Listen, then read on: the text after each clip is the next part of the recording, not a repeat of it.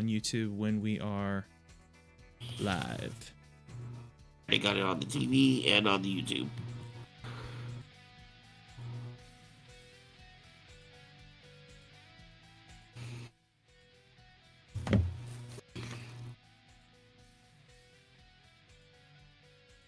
Guess I better pull it up on my phone too. With the StreamYard up and all that. Oh goodness. Where we at? Yeah. Boom, there it is. Boom. Oh good, we're live. See anything yet?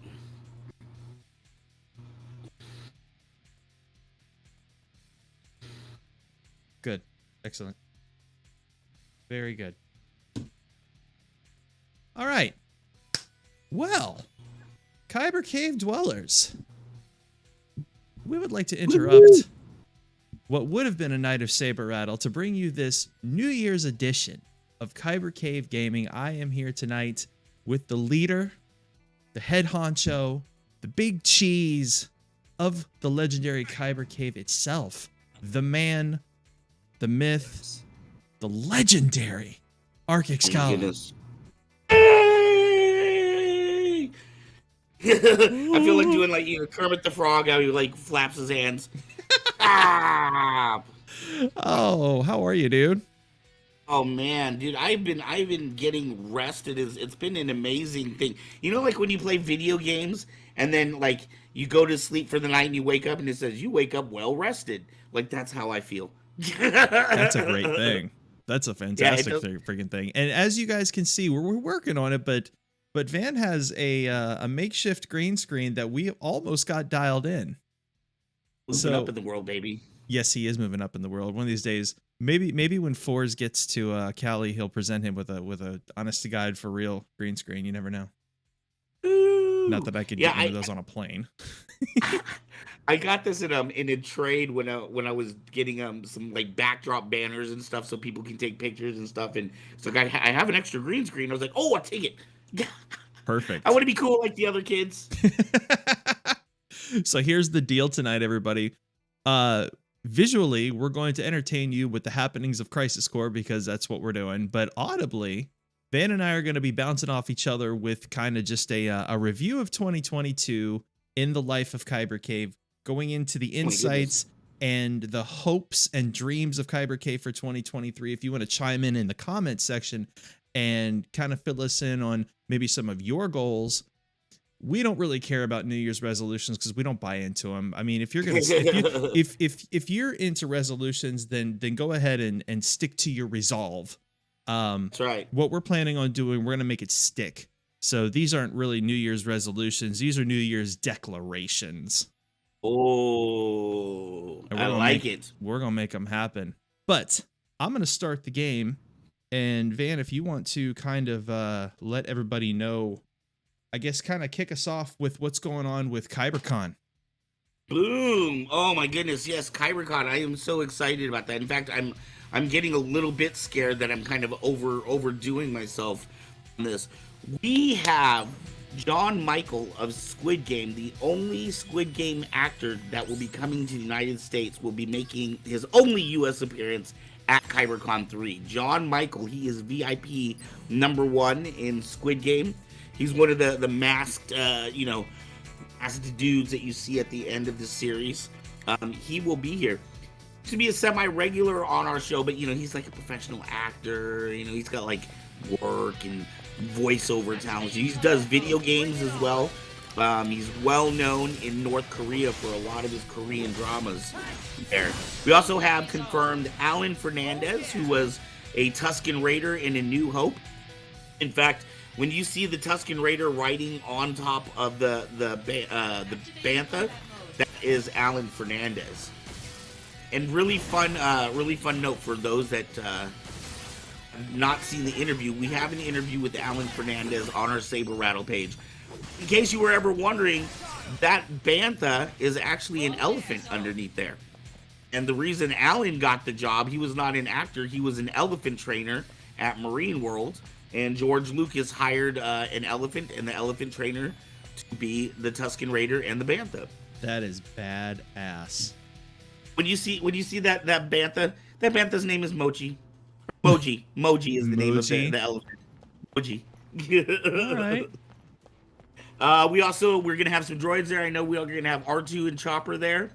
The host of the event, Hami Bechtel of the New Rockstars. If you guys are familiar with New Rockstars on YouTube, they have over 4 million viewers. They're into like Marvel theories and the Star Wars shows and all this stuff on Disney. So Tommy will be up hosting the event. We are adding more and more celebrities as we go.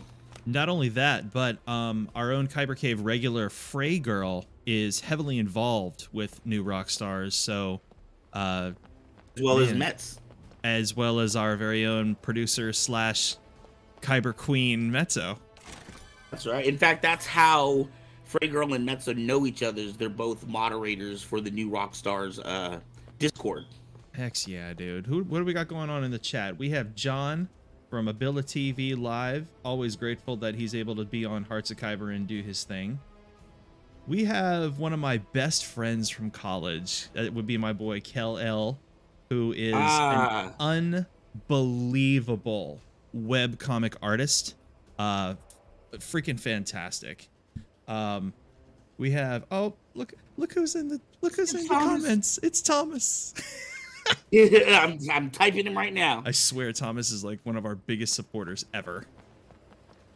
Woo! And Alex Perez is in, so yeah, got a little support tonight. So like I said, guys, we are visually entertaining you with the goings on of Final Fantasy, but audibly entertaining you with Van and I just kind of bouncing back and forth with some highlights of 22 and some hopes of 23. I feel like a ghost, dude. My face is all going, you know. I'm rocking the hardcore distance nerding shirt tonight. Got to represent my boys in the beginning of the year. Yes, that would be our sister channel, and y'all be sure to show support to distance nerding, because man, their script is so much better than ours. They actually sit down and write scripts. They're all professional and shit. I forgot. Is this a family show or is this a 18 and over show? Oh no. You're free to say whatever. Woo! It's your channel, dude. It's time to be a pirate. Arr. Time to be a pirate, says I. Okay, so I'm going the wrong way. Yes. How's everybody's holiday been? Has everybody had a chance to have a break, or people right back to work? I know for those that work in maybe the restaurant industry, the retail industry, this is always a crappy time of year. Believe me, I was in that grind for many years. When I was, especially when I was trying to become a teacher. And I remember at one point having 4 different jobs, plus school, plus being a father of a 4-year-old. That's the teacher grind right there. Seriously. Woo-hoo. So I can't hear anything on this game. I don't know if that's like intentional, but all right, how about this? Can you please be quiet? Yes, I can hear you now. The building is under attack by Genesis. Their target might be you, Professor.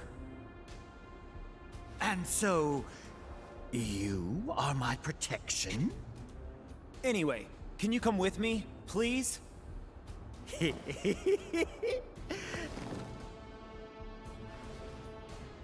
Degrading monsters are nothing to fear.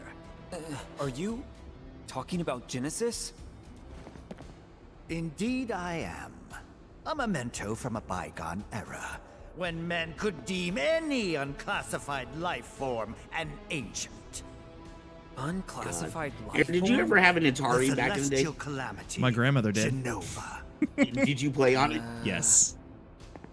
You need Pitfall, not know. Chopper Command, Soldier's duty. Adventure. Just Was that the only and system out when you were playing it, or was that like an old system by then? No, I mean, Atari. So What's Atari the first thing you were playing 7800. on? The Atari 7800 was a thing when I became aware of the 2600. Okay. So that was the hot thing, and the hot system at the time was still Atari. It hadn't evolved to like Nintendo yet, and Well, I mean, Whoa, looks complicated. 7800 was like equivalent to Nintendo. Push a button. What's that noise? I just What remember you being just did again. was release I'm test older, sample so the monsters Atari onto was the lower hot, you know, the floor. hot first video game system that people Too could get in their ferocious to house. be of any And I sense just remember type. thinking, What, man, me? it'll never get better than this. The detectors Here we are. being used Right, to and then the store Nintendo came out with monsters like you Excite just Bike, released. Those storage you know, cells like may be those holding graphics. You're like, some man, useful it'll never get better than if this. You're interested. I know, You right? have to get the keys from the monster. However, how you take the keys Oh, it from looks the like a monsters? damn movie, dude. I know. Honestly, I don't find that very interesting at all. Even if you fail, there is no need for concern. Did you hear me? If you dispose of the I must say, my monsters dad had an within 3 Atari minutes, Jaguar. Okay. The worst but game ever made on tranquilizer ET. gas, you ET. say? I had ET. Did I you? wish I still had you ET. won't need to worry. This I will remember be a watching good one of those documentaries on that game specifically, and what it was like supposedly the game that killed Atari. Oh wow. But yeah, like they had like incredibly short deadlines on it, and the game didn't get a chance to get developed out, and it was a terrible game. I loved it, and I remember how bad that game was. I'll tell you what. Lower that just a little bit. Hopefully you can still hear it. I know that Graveyard is going to be dropping the Super Nintendo version of Lord of the Rings with Aubrey at commentary. Wow. You already know that Aubrey is like the biggest Lord of the Rings fans out of every one of us. Right. And right. the game itself is just unbelievably awful and unforgiving. So she says she's gonna be pissed probably. Oh, she takes that shit way too seriously. it's great though. It's freaking adorable, actually. But It's gonna be 2 hours of her yelling at the screen. well, that's why Graveyard's playing it.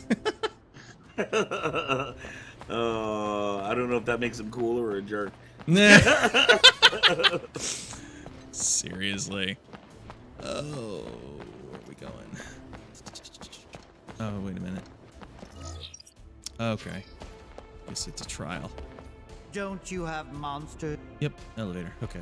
Do you have monsters to slay? Don't you have monsters to slay? So, a lot happened in 22. I mean, you had some goers and you had some arrivers, and like, what are some Kyber Cave highlights for 22 that really changed the game for the group, for everybody? Wow. You know, I think most of our highlights have been in KCP more than KC in general. It was really weird how near I guess right around my birthday, around the middle of the year, around May, June, things kind of changed, and it was one of those things where, you know, things look like they're gonna go really bad, and you're not really sure what you're gonna do, and then just somehow out of the blue, things work out. Ezra got a new job and could no longer be the producer here. To be honest, he was asking for more money than I was paying him at the time. And the only reason I was paying him is because I had a producer before that dropped out on me suddenly. She had her own projects to do. Ezra took over. And just to keep the show going, I was paying him, you know, very minimally, like 11, 12 bucks an hour, not a lot. But it was more than anybody else was making. When he got his new job, he had to drop out. He quit on a Wednesday, and we had show on Sunday. Now I had like no director. I had no idea how I was gonna do it. And Steven, my shop manager, goes, "Hey, you know, I know somebody that does like YouTube videos and stuff like that. I should give her a call." And he called Mezzo. It was the first time I had ever met Marissa. And when she came on, I think she had the feeling or the understanding that it was like a short, temporary kind of thing. She didn't know that she was signing her life away. But yeah, I mean, within a matter of like 2 days, we met that Sunday. Sunday at like 11. We had show that night at 7, and she got everything together, and she's been here since. And ever since Betts has been here, Here we go. you've been steadily growing. Because it was right about that same time when you and Aubrey, Graveyard wasn't on yet, because we didn't meet Graveyard until we interviewed him for the show. Right. And then he became a fast buddy of the cave. I mean, we started bringing him on KCP. So we had just started getting people that were starting to be more regular. David was another one that was more of a regular. Anthony on KCAD. So it was around May or June. If you were to look at our statistics on our YouTube channel, that's when we started kind of blowing up. That's when we started, advancing a lot more. We were kind of creeping up just tiny by tiny. This channel had been around already for almost 2 years at that point. And so at that point, I think we had, like 400 subscribers or something like that.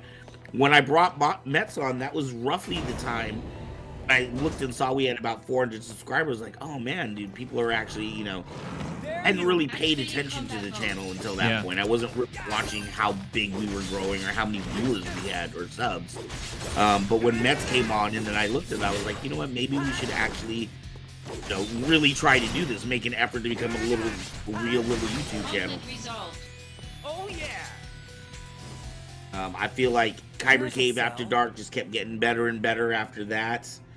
Kyber Cave Gaming just started just a month and a half ago, 2 months maybe now. That's geez, it was like right around Halloween we started because we started with Last of Us. Activating combat mode. Yeah. It was during the spooky season. And beyond Halloween, it maintained its popularity and people really enjoyed it. And then, as soon as I brought Aubrey on, it was like, oh my God, there's chemistry here, and people bouncing off each other is a really good formula. All right. And then I brought Graveyard on and did some funny stuff with that. There's some time left. It's really, really worked incredibly well. Yeah, I've been amazed at how popular the gaming has been. Because gaming is something that's brand new to me. Before this, we had just Saber Rattle running for about 2 years. Then roughly around the 2-year mark, then we started Kyber Cave After Dark. And then Kyber Cave After Dark was probably running for about 6 months before we started other shows. Good. So that it's been amazing to me how things have grown. And really, it's been, honestly, I will tell you, one of what the biggest catalyst for our growth has been? You. Me? You. I'm just a guy in a chair. With a fabulous beard. It's a Will Riker beard. Good. I've gotten, as much as I appreciate the sentiment, it's just more or less a matter of willpower. This is something I really enjoy doing, and it connects a lot with what I enjoy doing in life, which is I love being behind a microphone, I love being in front of a camera, I love voice acting, I love playing video games, and not to say I'm any good at any of it, but it's just so much fun, and it helps me to kind of be myself, and it gives me an outlet for stressors in life, and and thanks to everybody in the group and my my usual suspect friends in the Saber community, I've kind of learned to really open up and be a little less afraid of the happenings of life. Essentially, right. I think one of my biggest running out of time. One of the things that really gets me down more than anything is my weight, and you guys, especially with April coming up, y'all are like the biggest motivator I have, aside from wanting to get off medications to, get myself in check.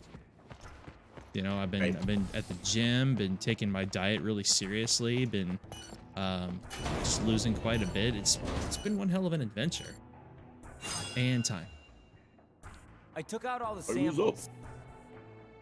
No, that's fantastic, man. I'm you've been a really good motivator for me too on that. Again, I was doing really well for a while, and then I don't know what happened. I got off of my fasting schedule, and it's just been near impossible to get back on. But I have a bunch of challenges. I got to quit smoking. I got to get to the gym. I got to eat better. Like I've got several things I need to do at the same time, all while maintaining a business and trying to grow a YouTube page and a child, and my regular day job. So #life basically. #life. You seem purposeless. That's essentially what it is. Well, no. I So have a purpose. again, back to I thought so you said I highlights would have of some 22. visitors. You know, Are you prepared? what would you To say sacrifice some your of our own best life to protect this great memorable, intellect of funniest show mine? moments Well, were I- for last year? Already. Man, Or am I? we had Gotta double check. stuff. I remember. I feel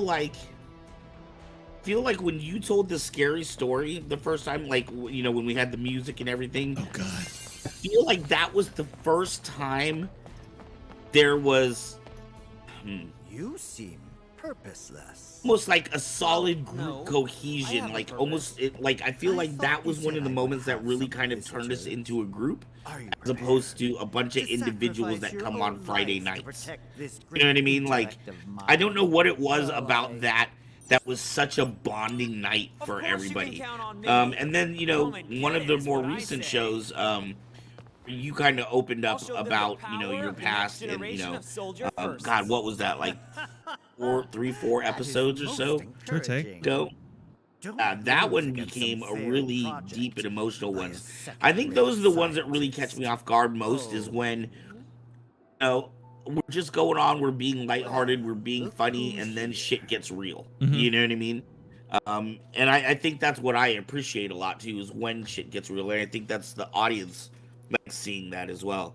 Hollander sent you. Twisted, what is going You on, think Mr. that if you Gamer? obey Hollander, We are he'll hanging out stop here, your body Final from Fantasy, degrading? my boy Is that Fourzze. it? Typically this would be Saber Yes. Rattle, but you know, Just Mez and if I are taking it. I Well, say. Mez is taking a vacation night. I have no life, Genesis. so I'm here.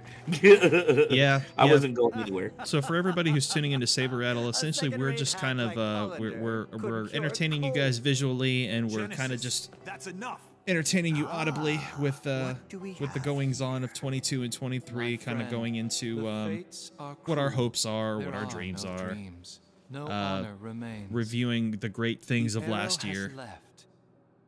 The bow of the Ooh, goddess. I feel like Obi-Wan right now. The entire cast of Hollander's freaks. Shut up, you. Loveless. Or maybe Act I'm the four. ghost of Leia. I don't know. Where I've got two the buns on. friends challenge That's each so other to a duel. An ancient epic. There's a I read it there's an thinking episode it of might After Dark aid that my I research. remember. It's But one of the first ones I was on, pure and it was one How like the does the first duel 10 After Darks I was Unknown. on. I was like completely quiet. I was last just act sitting is back, missing. taking it all in, And yet listening to to what be everybody had to discovered. say. And man, oh man, we had some There are interesting various guests. I remember, theories. God, we had the one person who had, if you recall, we had the one person who had the what do you call it? The VR headset, and they put themselves in VR, so The they were like this mysterious animated gift character of the the whole goddess. time. Do you remember that? What is Yeah, the that meaning yeah. of Oh life? God, who was that? Was a friend For of us, at least. somebody's. It wasn't somebody that I knew, but yeah, that was Hey, interesting. That hold I it, forgot all Genesis. about that. That was cool. And then I think one of the shows that really took me off guard, and I didn't really say much during that show. It was the show that birthed the ghost in Fourzze's My background. soul corrupted by We were vengeance. talking about the afterlife. That's what it Hath was. It was the endured show about the torment afterlife, to find and the end of the journey a f- in my own I think that was one of the ones salvation Mezzo was and on. your eternal slumber. And there was and I don't know, I think it was Aubrey. I don't know, He's maybe it was summoning Aubrey. again. It was somebody who went in really deep. Zach, I leave And there this was to another you. girl who Huh? was on who's not with us anymore, but You can do this. Sadie's Trust me. probably. I think so. Don't leave me She had the here. really short Stop. haircut. Come back. Yeah. Anyway, there was like a lot of she told the story. I think it was like Gareth? that out of body experience. Listen, can I and call you back later? everybody, like especially have some Anthony and company. Dave, like they had such good input that night on like ghosts and you know, just interdimensional spiritual beings and things. Like it was a really cool Don't keep your guests discussion, waiting, and that was she one of those where I says. just kind of had to sit back, stay out of it, and just kind of soak it all in. It was cool. That's one of the ones I remember. Activating combat mode. Yeah, when you first came on, you were very quiet for a long time.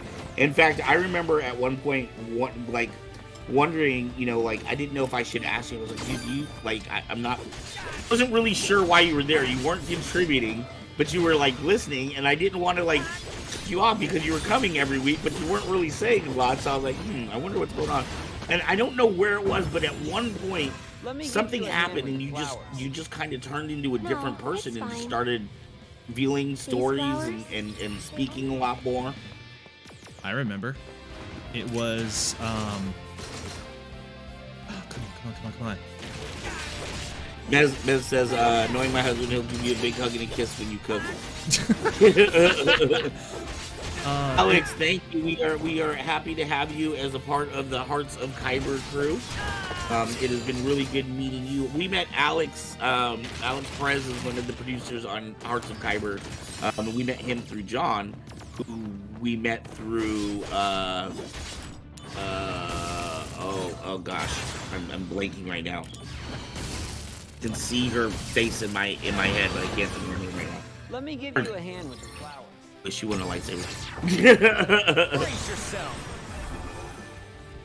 Oh, the episode you were talking about.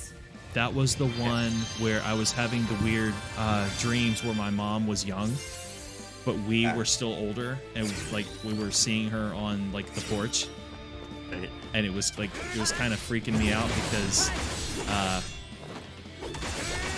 yeah, I remember that. I mean, it's been pretty amazing how far KCAD has come. Like I said, when I first envisioned the show, the way that show first started, it was me and let me go back a little bit more. About a year and a half ago, there was another kind of like a YouTube channel called I can't even think of the name of the channel now. Jeez. God, my memory is terrible tonight. At any rate, there was another show that liked our show and wanted to bring Saber Rattle over onto their channel and their platform. But at the time, I was working with Phoenix as my director. I really wasn't comfortable giving them Saber Rattle because we'd already built up our own audience after a year and a half. It was a formula that was working for us. And I had told her, I was like, well, if we're going to go over there, I would rather build them a new show. That way, if things don't work out between us, we haven't lost our bread and butter. You know what I mean?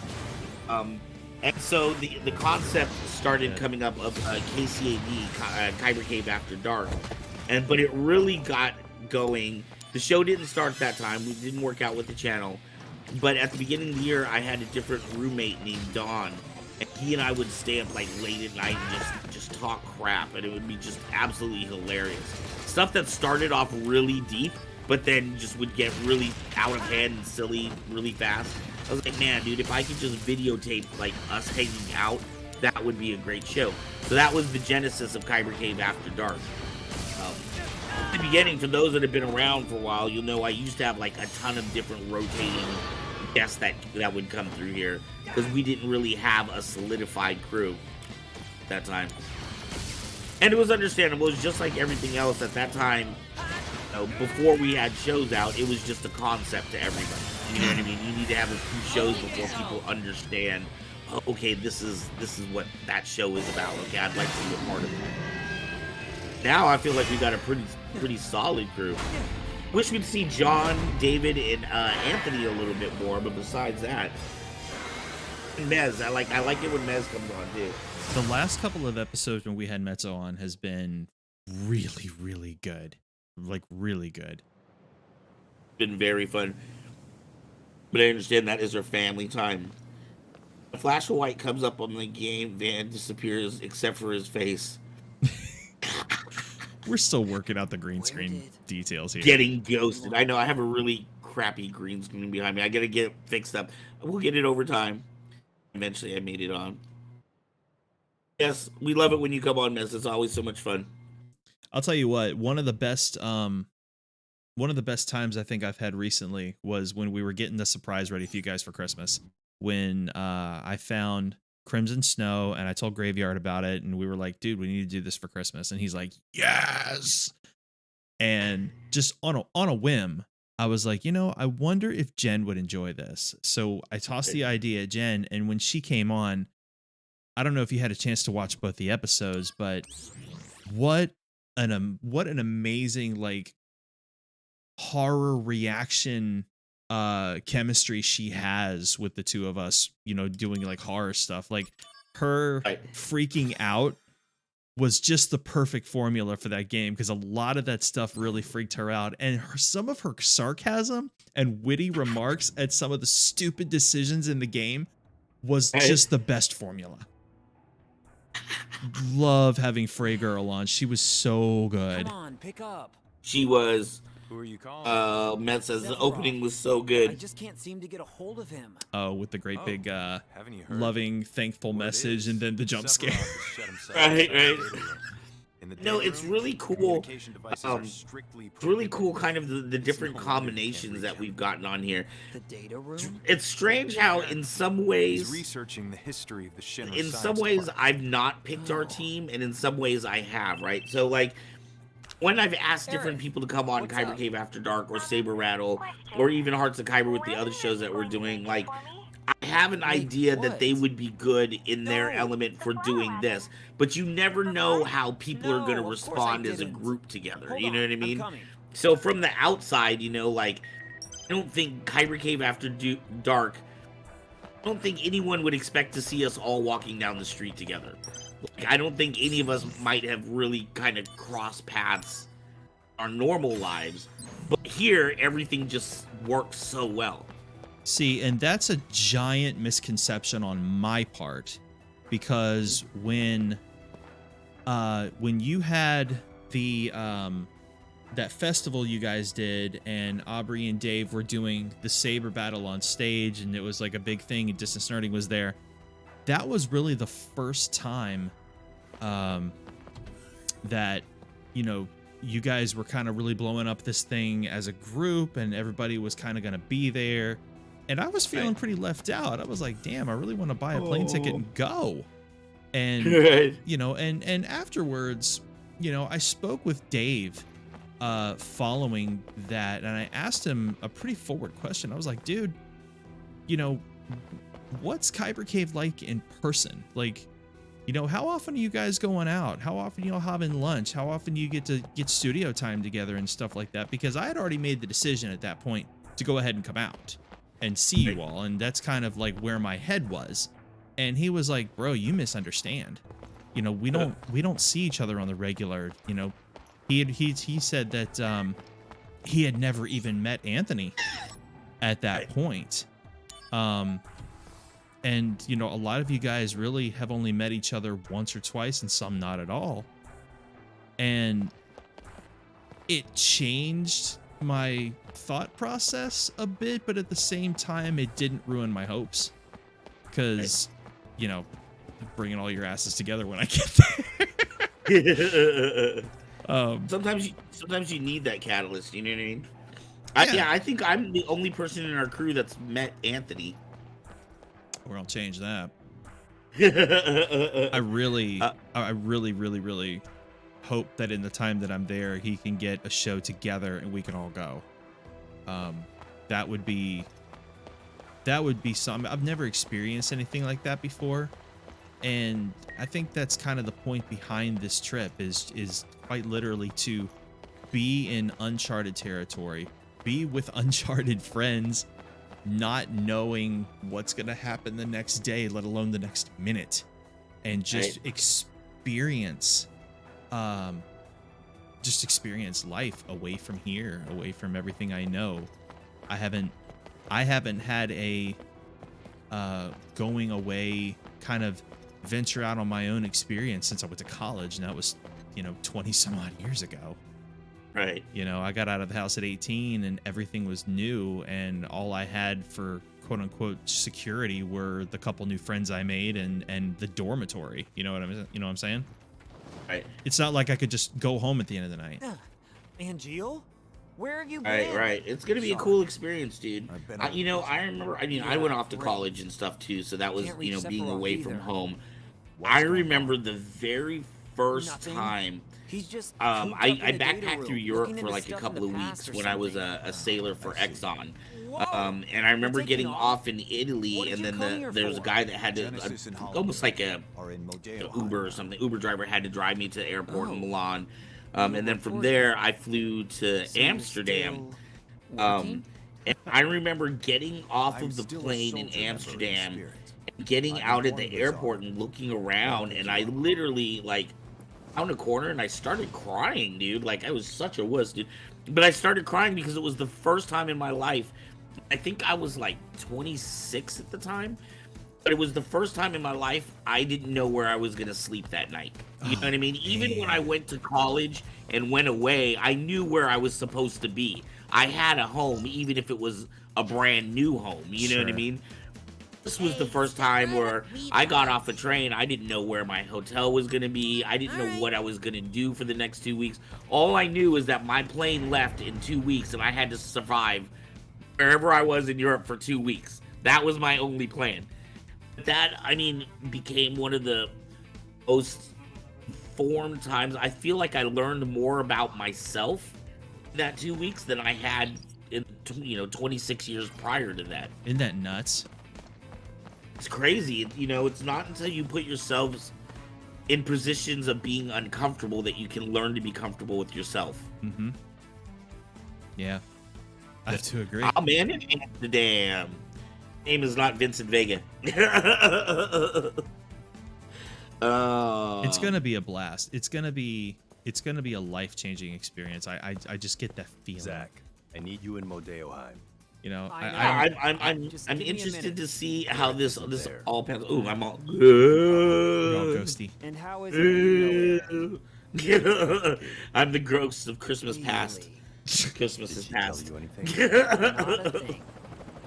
Then Yeah, I just, I'm worried for you. I don't want you to put too much on it. You know what I mean? Like, You mean in terms of like how much I'm pressing to lose as much weight as I can before I get there? Well, oh, that, whatever, I and guess. also like, your expectations. Whatever. It's kind of like, when when you have somebody that you want to meet, like a movie star or something, and you actually meet them and they're just like normal people. You know what I mean? Like, I don't know what expectations you have when you come out here. It's kind of like when David was saying, the reason we got together for that event was because I had Distance Nerding had contacted me because of this film event, and I started pulling different people that I knew. I knew David and Aubrey were both, good fighters, and David had created a choreography scene for me before for a commercial that we were doing. So I knew that they were good picks. They just happened to be in our KCAD crew. You know what I mean? Yeah. A Distance Nerding whenever I can, whenever there's an event that I know about that they don't know about, I usually try to let them know, and vice versa. They let me know about things that they think Kyber Cave would fit good in at. So no signal. just happened to be that we were all in the same place because those were the different contacts that I Well, knew, At least we're all Yeah. in one piece. We'll be all right. And So the other thing that's Thankfully, been amazing we for have me. someone Oh used wait, to this wait. kind of Mez story. says, Fourzze, did I ever tell you that my husband and I saw Country Nubu We Matsu? would've reached Modeo Uematsu, Or by the now Final if we Fantasy hadn't. soundtrack Fancy and sound. oh, So we're going to need to jeez. make up for lost And time. Mezzo rubs another one in my face. She says, and there's a guy dressed like Vincent Vega right Follow me there. then. Yeah, I don't know what normal means though, Mezzo. That was because John, when talking to John had the same idea. In fact, John thought you and Graveyard were out here with us, and he thought he was the only like outlier. No.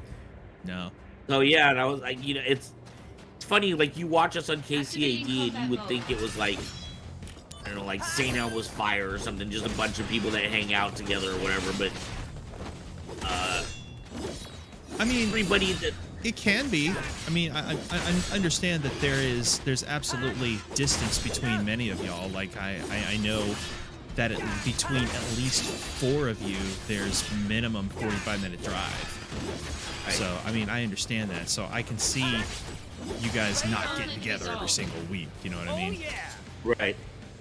But And on top of that, like I try to explain to John too, because John first came into the crew, he was a little bit nervous because, like, at first he and I were talking, you know, for several days in a row, and then I didn't talk to him for like 5 days. You know what I mean? And he's like, "I thought I did something wrong. I thought you're mad at me." And I was like, "No." I was like, "But you gotta understand, everybody that's here is here because they're doing something else. Mm-hmm. Like, I only everybody in this crew only here because I met them doing some other project, and I was like, oh wow, I love their talent. I'd love to bring them in here." You know what I mean? So every single person has a different show or different, you know, other activity they're doing besides Kyber Cave. Mm-hmm. You know, just because of, you know, life and everything else. Sometimes the only time we get to see each other is on Friday nights. Yeah. Oh, believe me, I totally get that one. You know what I have been very thankful and surprised about was we have 2 members of our crew that came in through Mezzo. Frey Girl and Graveyard. Yeah. Both of them are people that Mezzo either knew or kind of brought to the table. And I think they're some of the coolest members of our group.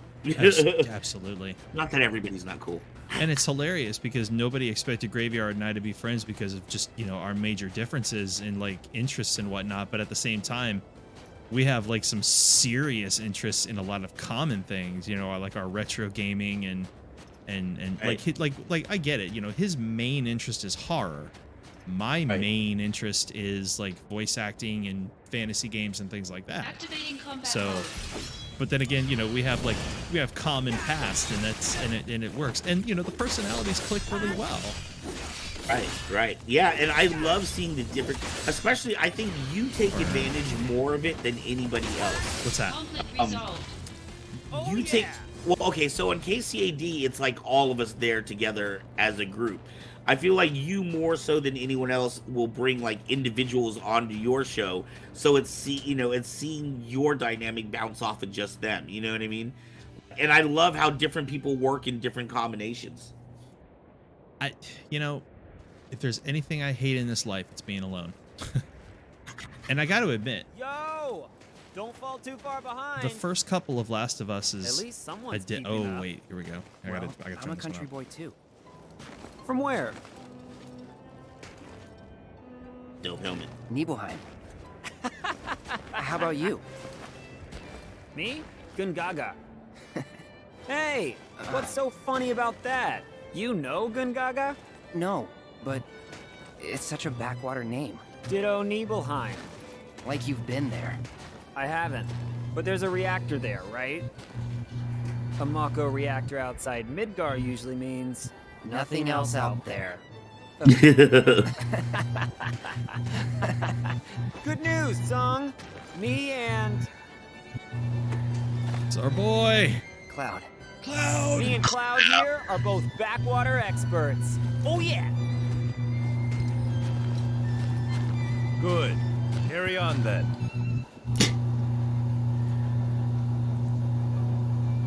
Anybody who knows their Final Fantasy knows that's a very important moment in this game. All right, cool. So, yeah, you know, bouncing off people is important, but chemistry makes for a really great show. Case in point, Frey Girl Activating with combat mode. Crimson Snow. What a great addition she was, and just she made the scary moments a little scarier and funny. Right. So and I'm real grateful for that. You know, it's the same thing with the chemistry that's on you know, episodes 4 through 9 of Last of Us. You know, Aubrey and I are a really good team for that sort of stuff, and she's got a lot of insight to the goings on of what life would be like living in times like The Last of Us. I mean, it's really, that's what I love about everybody on Activating Kyber Cave combat mode. in general. Everybody's so incredibly diverse. You know what I mean? Like, the one thing I have to say I'm grateful for anything for 22 is just how much I've been able. Oh, here we go. how much I've been able to learn from everybody. I've loved sitting back, power being of soldier. quiet, and just learning about all of it. It's been awesome. Wow. Yeah, and it's amazing how far you've come too. I just assumed because you'd been running podcasts for so long and stuff that you knew how to do a lot of this editing, and I thought this was just second hat. Hey, real quick, Met says, Fourzze, I got a great piece of nerd loveliness for you. When the wedding ceremony finished at our wedding, my husband and I did the Final Fantasy victory dance. Oh my gosh, that is... As heavy metal Harry Potter theme played. Our first dance was an anime. Oh my gosh, that's great. So I was like totally serious. I think the first night when I'm there, I'm gonna have Meto take me up to the grocery store. We're gonna get some fresh ingredients, and I'm gonna cook for her family. Hell yeah, dude. For the first night. If not some night while I'm there, I'll cook up for them. I can't wait to meet her family. Her kids sound really cool. Her husband sounds like a champion. That's going to be a lot of fun just to be able to be there and connect with them. And I look really forward to meeting Anthony and his husband too. They sound like just a really fun couple of folks. Guess I'll All wait. right. I love their pictures all the time. Really happy. I think most everybody you'll be visiting owns a saber, so you can fight with everybody. You know, I'm curious if they will allow me to So, bring something like soldier, this on the plane, What's it like? or at least have it in my suitcase. Huh? When I flew to North Carolina, I was carrying my saber on my Well, hip. Now I'll mine once you didn't look join like up. it had big axe blades on it. This is the one I got from Johnny. Don't worry. Because I know I can I do know it, that I don't you know if can. anybody knew this, but Dark Wolf Sabers was at my house, and when he got Wow, here with his look. wife, this is the first thing he presented to me, and I about cried. I still have pictures. It was so cool. He could only be here a minute, but it was really an unforgettable experience having him here. And I remember seeing that picture. That was great. oh, have you It's ever kind of had, cool because have you you ever know, had like, a chance it- to meet him? oh, I've never met Johnny. I've interviewed him on our show a couple of times, but I've never actually met him face to face. It's kind of interesting, like being in this Genesis. industry. Okay, so that's one of the cool things about doing Saber Rattle is that I get to meet so many people that Okay, I I'll probably check it would out. never have gotten a chance to meet in real life. Like the idea of you and mission here. Johnny like hanging out together, I'm like, oh my god. To me, that would be like, you know, two of the OGs or the Not pioneers expected, coming so together. just like You the know what I mean? beginning, Like unreal. that's such a cool idea to me. We need more So intel. getting to meet a lot of It's these possible different that a people. larger force I is remember hiding when I met inside the Alan building. Block for the first time. How's I don't this know if you then? know who Alan Block is, I but go he first. was, Avoiding I combat think he's if won the possible, Saber and sneak Legion inside. finals I take a look 2 or around. 3 If I different can take times. 'em, I will. Really? And I If got not, to see I'll bowl. when you win the Saber Legion fighting Come on, competition, man. Vader's Vault I'll has prove a that specially soldier made isn't just a saber bunch for of you. mindless So getting to thugs. hold that saber and look at it, and, you know, I am close to greatness. The entrance is behind that warehouse. Have you ever Make had a your way chance in to from meet there. Alan and his wife Gotcha. Deanna in person? I'm sure you know. Oh man, Deanna keeps blowing me Find your off, body dude. I keep temperature. trying to get them for an interview, If you but stop I think moving, she thinks I'm your too body like temp will go too down. Rudy Poo. Yeah. Just do your usual thing. Hold on, real quick. I gotta get Oh, my yeah. my Good idea. cord from my computer. Hold on. Go for it. You're good. So yeah, that's kind of what we're doing here. Golly,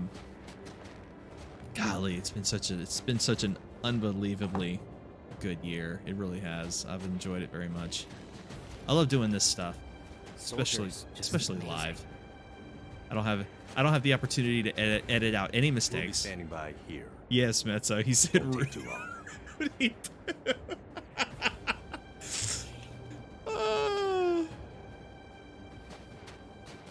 All right, let's get a little. Why don't we get a little stealthy while Van grabs this stuff?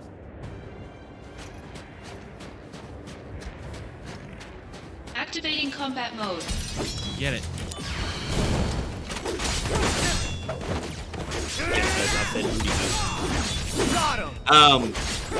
I know for a fact, and this is not throwing shade on you because I love Vader's Vault. I love Conflict Alan. resolved. In fact, the press that I bought from Vader's Vault.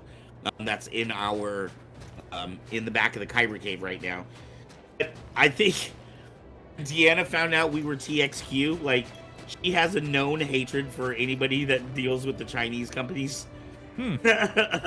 So I think, several times she was like, oh yeah, we're just really busy. We'll come on in another month or so. And then when I try to contact her again, she blows me off for a couple more months. Blows me off again. So I think she's just too polite to tell me she doesn't want to come on my show because she has no respect for me. I don't think it's that bad. Now, the Jakku junk trader, Chris, one of my very, very, very, very, very best friends, and I and his daughter and my son, we went to MegaCon this past year, and it was the second time I was able to meet both Alan and his wife, and it was brief. I mean, they're so busy, just trying. Yeah. I mean, they're just like showing, like, it's minute to minute. They're showing. So they actually go out to the cons themselves. I just assumed they sent employees out to those. So, fun fact for you. I was at, okay, so the first year I went to MegaCon, Ultra Sabers, Saber Forge, and Vader's Vault were all there. Cons in Florida, I assume? It was MegaCon. It was out of Orlando. Vader's Vault was the only one who had management representation. They were the only, Alan and Deanna were the only ones who showed up to represent their brand. Phil did not come out for Saber Forge. I think his store manager was there. And then for Ultra Sabers, I don't know who was there, but here's something funny.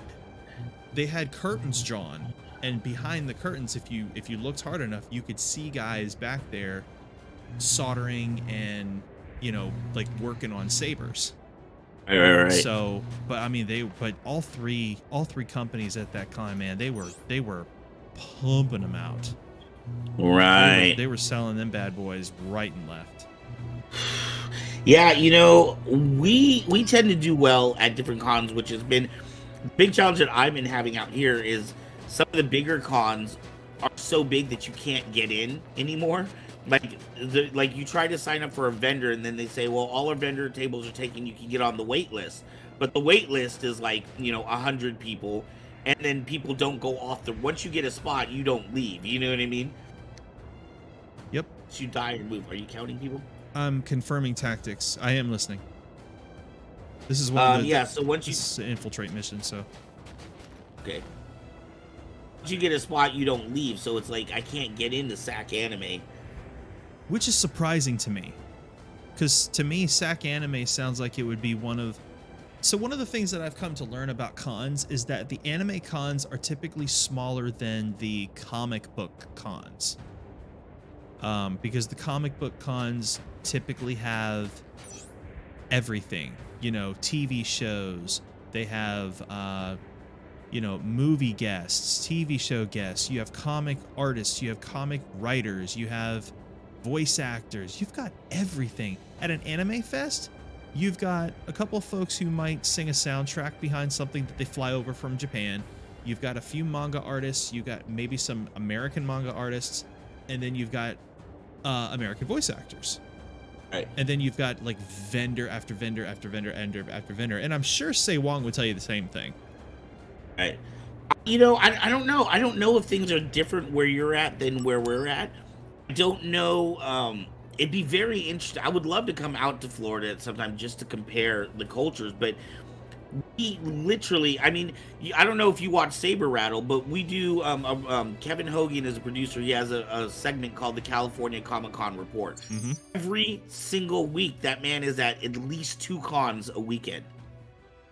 Is this how just in California alone? Just in Northern California. How's that even possible? Every weekend he's at. Okay, so first off, one of the cons that you'll notice that he frequents on there is one that's called OhanaCon out here. Okay. What's cool about OhanaCon is they build themselves as a small con. When you go to that con, you may get one celebrity. One, and it'll be like a B or C level celebrity, right? You may get one celebrity. It's really mostly about the vendors. And they do a costume contest. That con only costs $10 to get into, so they purposely keep it cheap. But they literally, it's like a circus. Every single weekend, they're in a different city. Really? So you might miss them in Fairfield this month, but they'll be in the town over in 2 months. You know what I mean? Okay. They come to Fairfield twice a year. And so they hit a lot of kind of like these outlier spots. We have Renaissance fairs that are huge out here. And the other thing that tends to be out bigger out here is when you have specialty cons. So SAC Anime is like probably Northern California's biggest regular con. And when you go there, it's not just anime. SAC Anime is the name of it, and it is anime focused. But, you know, you'll see people to Star Wars and, you know, all kinds of other, you know, Marvel characters and things like that as well. Right. We have Crunchyroll in San Jose, which is another big anime one. Crunchyroll is like a subscription service company or something, but they do their own con. We have Wizard Con. Clockwork Alchemist is one that's put on in conjunction with the Saber Legion, so it's like steampunk lightsabers. Okay. Cool combination. Yeah, so there's Stockton Con is another big one out here. That's probably one of the few ones that's not necessarily a themed like anime or, you know. Oh, the other big one, and this is what I would love for you to come out, like if you'd ever be able to come out. Silicon. Silicon is in the Silicon Valley, but that's Adam Savage's con. Oh, dude. So his con is more based on technology. Okay. You don't see as many comic book vendors, but you do see the anime vendors and the toy vendors. But then there's a lot of like the breakout rooms will be more on like building cosplay or building mechanics for cosplay or things like that. Right. Which, you know, that's Mythbuster fan. Yeah, and I can see, you know, with I can see California. It's funny we summoned Say Wong just by mentioning him. Ooh, he heard we were talking about Crunchyroll and SAC Anime. He's what? What? Oh, where was I? Oh, okay, yeah. So that's kind of a huge difference between, you know, Florida and California is that you know, we don't have that many cons. Like we don't have like a bunch of we don't do a lot of small ones. I think the smallest con I think you're ever gonna find around here is like Xcala, which is like an hour north of me out of the city of Ocala, which when you get into Lake County and then into like Marion County, you know, that's about as central of Florida as you're gonna get. So what's up, Bat Mike? Sorry, I didn't mean to cut you off. No, it's okay. Say hi to you. Actually, doing rather well here. And got them all. Nice. So for me to hear that guys like Kevin and Say Wong can hit a con a weekend, that's very surprising to me because we don't generate that here. Like people in Florida typically look forward to MegaCon, Tampa Bay Comic-Con, whatever happens in Miami. I think Tallahassee has one. We are lucky enough to get Supernatural Con here, and that's like a major thing. And then of course, you know, every few cities has Ren fairs, but I mean, you also got to remember Disney World is here, Universal Studios is here, SeaWorld is here, a lot of water parks are here. I mean, you've got the everyday touristy attractions, and you've also got to remember that too. You've also got to remember that here in Florida, we are like the #1 retirement center of the United States. Oh, wow. You know, like the older generation, they're not going to go out to cons. They're just not. There's a lot more young, I want to say there's a lot more young, free-spirited people in California than there are in Florida. Could be. And again, you know, my aunt was telling me population. Well, and my aunt was telling me, you know, because she's been, I haven't, but my aunt was telling me I'm probably in for kind of a culture shock. Right. Which, that's fine with me, because again, I like learning. What way do you think you would be in for a culture shock? Being like ethnically? Behaviorally. You know, we're pretty south here, you know. I'm very interested. I'm wondering what this really means, though. Like, okay, so I remember I went to University of Oregon, right? I remember when I graduated Fairfield and I went to Oregon, and it was like I went up like a couple of days early before school. Memphis is the way people drive. Conflict Go resolved. to Orlando for that. So I remember going up, and so I went up a few days before school started because I wanted to get acclimated or whatever. They had this festival up there called the Willamette Festival, right? And people would come from like Washington and Idaho and like neighboring states. This was a big festival, right? And I remember going to this thing, standing there, and I was like, wow, I have never seen this many white people in one place before. Because, you know, in the Bay Area, everybody is so ethnically mixed that you don't think about it. You know what I mean? You don't think about, like, oh, that guy's black, or that guy's Filipino, or that guy, you know, it's just so mixed that it only seems weird when you don't see the mix. You know what I mean? Cloud, good work. Matt says, I remember being surprised when I went to Eugene, Oregon. That's exactly where I was. And this was and this last was seeing 2 less downtown, and it was legal there. Then I shall willingly accept This my last fate.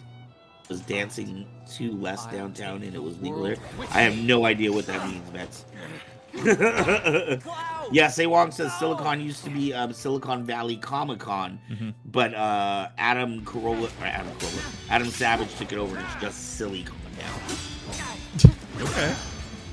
I love the name of that. It's got so many, you know, it's in Silicon Valley.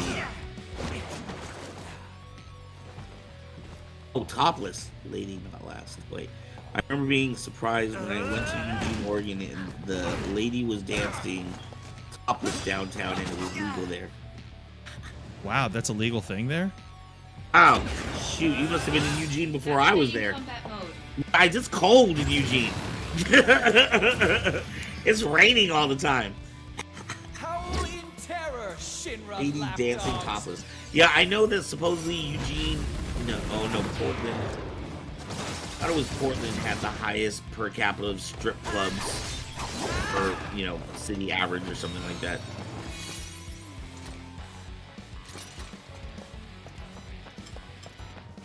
So weird with it, like one Magic. wing. I need magic. Oh, I get the feeling I'm about to bite it. Oi, oi. Move. Move. Oh yeah, this ain't gonna go well.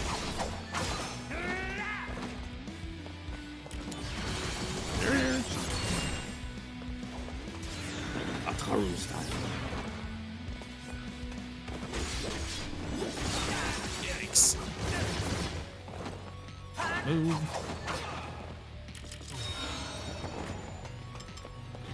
So, oh, let me see. I'm listening. I just gotta Hey, Juan focus on this. says,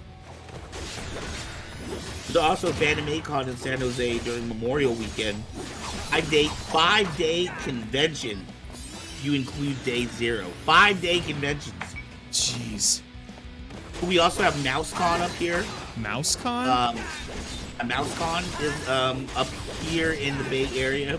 Transformers Con is down in LA every year. Jeez. It's called TFCon. And then last year we had Star Wars Celebration. Oh, yeah. Now, we had Star Really? Wars Celebration here, and dude, it was god-awful. It was awful? Yeah, it was terrible. It was so bad. And Why? because of the way it was ran. I forgot the name of the company that ran it, but like everything about it was just so. The Star Wars, the actual Celebration store itself. Okay, and we went, I think, on like a Friday. It took 4 hours just to get into the store. Oh my god. That's how slow everything was going. I mean, most of our day, like, all I wanted to do was get, like, at the time, because that was when they ran The Last Jedi preview, and all I wanted was a shirt, you know? I just wanted a Star Wars Celebration official shirt with the logo on the sleeve. you know. And Hey, Mats, we love you, Mats. Thanks for coming on. 4 hours. good? It was 4 hours to get into that con or into that store. And when we finally got in, they were sold out. Oh, of course. See some. Crap. Mezzo put up in the KC page like Graveyard is drinking. If Graveyard is drinking, he should be at least in the comment box or on stream with us. It's got to be hilarious. Oh, dude, check this out. Say Wong says Anime Con does 24-hour programming. Oh wow. 5-day convention running 24 hours a day. That is some serious intense partying, dude. Yeah, no kidding. And I remember when we just recently interviewed Gary Ripper, and he was saying, because Gary, you know, because I pretty much just do California cons. I don't really con out. I mean, we've done Nevada as well, so 2 states. But Gary does a lot of traveling because he's in like bumfuck Egypt out in Arizona, so he has to go places. There's nothing around him, and he says it's interesting to see the dynamics of like the Comic-Con cultures between different states. He says that California, for some reason, it's super Star Wars intense. I mean, he said more so than any other con that he's been to anywhere else in the country. Here it's all about Star Wars. SWC, Chicago, and LA were just as bad. SWC. This is SWC. Star Wars Celebration, sorry. Chicago and LA were just as bad. Oh. And I would love to go to a Star Wars Celebration. I would love to be there as a vendor, but honestly, like, I really try to stay away from the bigger ones. Like, I don't want to run into, like, Ultra Saber or Vader's Vault. I'm not at that level yet. You know what I mean? Yeah. I can't compete against Vader's Vault. They're going to have a much nicer booth than I'm going to have. But have probably, like, 5 or 6 employees to help you out. Graveyard was on. He commented earlier. I didn't see no Graveyard on here. I did. What the hell? I'm looking back here. He was. I may be getting drunk and other things, but checking in saying, hey. What's up, Graveyard? Totally missed your comments. I'm sorry, homie. Aren't you in here? I mean, the 3 Muskebeards. Muskebeards. Well, hopefully it's not 3 musky beards.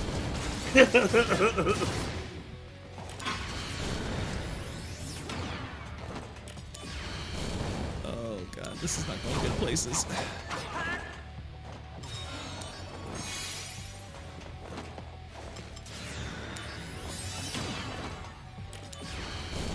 Did you freaking die? Just had to steadily cook him. Put the wrong damn spells on.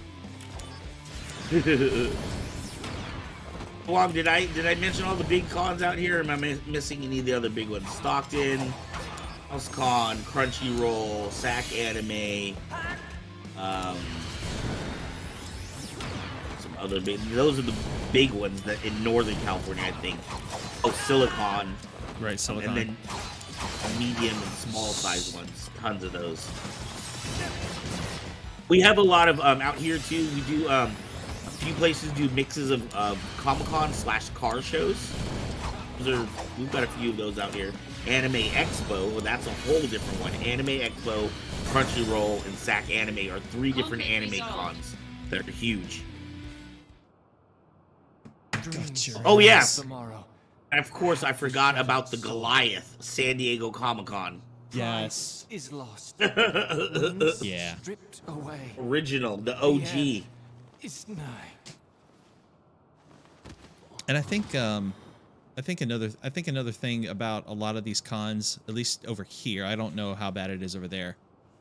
If you don't have a VIP pass, you're not getting anything you want. We're not Like, monsters. you're not getting in panels. We're You're not getting soldiers. into events. You're not Where's getting to your meet honor? anybody.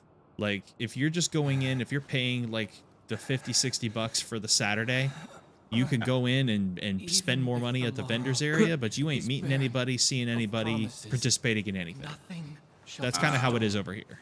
my return. Because you have to sign up ahead of time. Yeah, and I know every Star Wars celebration, as soon as tickets go on sale, within 15 seconds, all VIP passes are gone. If Right. this world Wow.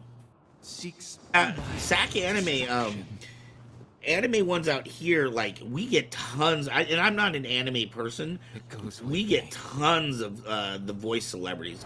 I know they get a lot of the My Hero Academia. Funimation Studios, basically. Genesis. Yeah, I can't, honestly, like I said, there's so many I don't even know. They get a lot. I know the last one they had a ton of different Pokemon voice actors. Oh, wow. I went to the last one because Tara Strong was out there. Like 3 of the members of Teen Titans were out there. Really? Yeah, the guy that plays Beast Boy and Cyborg were both there, and then Tara Strong, who's one of my favorite voice actresses in general. He was out there, so of course I had to go out there for that one. I had to get her autograph. I tried to bribe her to come onto the show, but it didn't work. Of course not. Okay, geez Louise. Man, my phone kind of glitched out on me. I thought the stream had ended itself. I'm like, no. But we still got people commenting, so that works. Yes. So, all right, so we're about halfway through the stream, and we've been able to talk cons and talk me being there and talk 22. But let's get into some 23, where there's a lot of hopes and dreams and aspirations, and you know, Song? what Cloud? do you Where want are to they? see for Kyber Cave moving into this first quarter What is that of hole? 23? They Like go between in? like what would you like to see happen by, let's say, beginning of May? Wow. I would like to get KyberCon to more cons. I will tell you, be honest with you, Kyber Cave is running on Steam. We're on Vapors right now. Every month is like a struggle keeping doors open, and it's part of it is because we're not out there as much. Mm-hmm. We're better known outside of our own town than we are in our own town. So I've been trying to do a lot of the local cons and stuff like that just to get our name out there. Because I don't know about you, but we are I'm the only lightsaber store around. I'm the only place that you can walk in and touch a lightsaber as opposed to ordering something online. Right. In Northern California. So that makes us a very unique shop, but I just don't get the regular traffic in every day. You know what I mean? Sure, and I assume that has everything to do with location and, you know, advertising, stuff like that. Made a bit of a Activating combat mode. business mistake early last year. One that I'm going to be paying for a long time. And I'm still trying to figure. In fact, I was just thinking today about 2023 and what I'm going to do. But I had bought these machines. I bought one from Vader's Vault. I bought a mill from Vader's Vault. And I bought a CNC machine from Texas Custom Sabers. I had a partner. Things didn't really work out. But he was the one that knew how to run these machines, or was supposedly knew how to run these machines. When they left their location, they were working. When they got here, one of them supposedly wasn't working, and I don't know if it's this partner that I had that didn't know what he was doing, or if it came in damaged. So I'm stuck with one machine that's supposedly not working right now. I have to wait to get that repaired. I'm just looking at all these other incredible saber companies and all the new product that's coming out and all the different designs. I'm just wondering, like, I don't know if I can keep up with that. You know what I mean? Mm-hmm. Even if I do hire a machinist, even if we do design some great sabers, there's so much competition that's out there right now. That's coming up more. I don't know if it's going to be better to design our own stuff or just to continue being a distributor for another company. Yeah, and you know what's crazy is you've got back to Saberland, a lot of drop Activating shippers, combat mode. just a Bring it lot of on. drop shippers. Right. And you could honestly, you can use that to your advantage because again, you live in an area where, nobody here from Florida is going to want to saber shop. You know what I mean? Like it's just not the environment for it. I want to say California is different because you got a lot of, first of all, you got a lot of young people, you got a lot of dreamers, you got a lot of fans, you got a lot of things happening. We're an hour from Lucas Ranch, dude. I mean, it's very much a Star Wars culture here in the Bay. Absolutely. So the fact that you're there alone, in just my humble opinion, creates a golden opportunity. Right. And What you were talking about with location is what's screwing me right now. Location that I'm in, I only moved to because of these machines, to get these machines going, but these machines are now not going. I've literally spent over $100,000 getting these machines and getting them out here, and they're just rotting in the back of a garage right now. You know what I mean? So I've got to decide. And the other thing is, this is kind of crappy too. Shortly after I bought these machines, the company that I distribute for came up with the policy to where basically I could design my own sabers and they will produce it for me as an exclusive for Kyber Cave. You know what I mean? Wow. So yeah, so if I give them a design, I can get that made. Like we can have custom made sabers here, which now negates me needing to have those machines. Right. So, I don't know, it's tough. Do I keep the machines and then still try to find the machinist or, try to, and then come up with designs? If I do that and we're good, it can be very, very profitable. I mean, for those that don't know a lot about sabers or maybe that are new into sabers, Kyber Cave, you guys were at lightsaber events during Star Wars Day. Yes, we were in Sacramento at a lightsaber event for Star Wars Day. So, people that don't know a lot about sabers, there's different ways to sell sabers, right? You can sell a fully ready to go saber. It's got the electronics, or you can sell an empty. A lot of the high-end companies are creating these empty sabers that they'll sell for $200, $300. I've seen empties go for as much as $400. They're only giving you the hilt of the saber, right? So they're not having to deal with any of the electronics. As a saber company, that's where most of my customer service issues come in. I never have a problem with hilts. It's always the electronics. If something gets brought back to me, right? Mm-hmm. So if I could just produce hilts and the biggest thing is sell them, mm-hmm. there is so much potential money to be made there. But there are more and more companies that are coming up that are doing this, that are coming up with gorgeous, phenomenal designs. You know what I mean? People that are engineers and know how to do this, whereas I'm just a guy, with a piece of paper. There's so many companies coming up and doing this. It's a little hard to compete. You know what I mean? But you think about this: you take $20 or $30 pieces of aluminum, and you can flip that for $300. I mean, but you got to be able to sell it. You know what I mean? If nobody's buying that, piece of metal, then it doesn't really matter how cheap you can produce it for. That's very true. So yeah, my biggest expense right now, and I tell people because this was actually Phoenix and I got into a discussion about this a while back. Van, you need to have me and my old apprentice over to see if we can help with the machines. Yes, please come. I need help. Like I said, I would love to be able to hire a machinist. I've got a design ready to go. Kyber Cave's first saber design ready to go. If I could just get these machines up and rolling. And what's interesting is, because I'm in an industrial area, there's a store 3 doors down from me that does packaging. I can get my boxing and everything done just 3 doors down. Yeah. All right, here comes the big one. But I'm in the place for all of this. It's just, what a lot of people don't realize is it cost me $3,000 a month, roughly $3,000 a month just to open my door.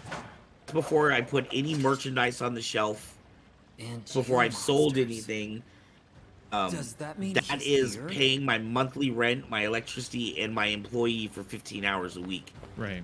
At Christmas time, I've had to have him on more than 15 hours a week. So, my costs have been a lot higher during the holidays. We've been bringing in more because it's the holidays, but it's been kind of balancing out. For me, I gotta make $3,000 a month just to open my door. Activating That's just combat mode. $3,000 a month just pissed away, just gone.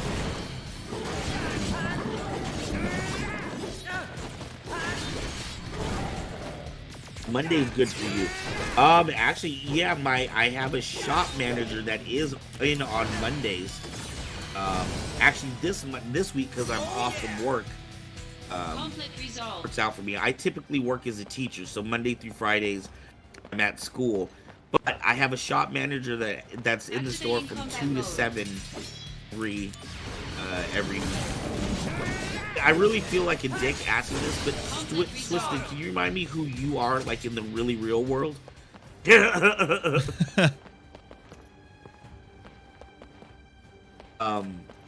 I would absolutely love some help getting those going, because that was kind of the dream and the passion, was to design hilts and have a little team, 3 or 4 employees making hilts all day long. Shoot, if I can get that going, I can afford to hire you and your family to come out here, or maybe move Kyber Cave out there and get the hell out of California. Send me your address. Woohoo! I'm gonna type it up right now. 640. Big. See? You wouldn't have had that opportunity had we not done this live tonight. Woo! Thank you, Force. Don't look at You, me. Mr. Easter Bunny. Thank you, Twisted. 100. Vacaville. Oh no, Cloud. Hey! I can pay in lightsabers. Come on. Can pay in lights. I'm okay. Song! It's interesting, Song. Steve Jobs did a speech. He was the speaker for Stanford a couple of years before he died. He has a very famous speech. You can find it on YouTube. It's talking about connecting the dots in your life. You know what I mean? And a really interesting story. He was talking about when he went to college. So Steve Jobs, for people that may not know, was adopted. And his mother, when she was adopting him to the family that he ended up growing up in, she said her only wish was that her son was to go to college. That was the only thing she asked for. So the parents that adopted him, that was the big focus and goal. And, he knew that his mother's only desire was for him to go to college. So he went to college, but it just wasn't digging it. It wasn't working out for him. So he ended up dropping out of college. What he did was he would still go to the classes that interested him. Mm-hmm. So instead of going and taking the classes that he needed to take to get his, degree or whatever, he just went to courses that he thought were interesting. Right. And that one year they happened to have like a world-class calligrapher on campus. So he took the calligraphy class and so fell in love with calligraphy that when they were designing the very first Apple, that was one of the issues between him and his partner, Wozniak or whatever, that almost shut them down. It was such a big fight because Steve Jobs demanded that we have fonts. If it wasn't for Steve Jobs, we wouldn't have the variety of fonts that we have nowadays. He didn't want just the simple, green block letters that you see on every other computer. He wanted to be able to change the way the words looked. Yeah. That came from him taking this calligraphy class in college.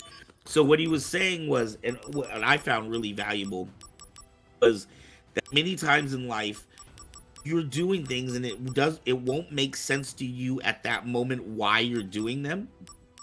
But later on in life, those skills will become necessary.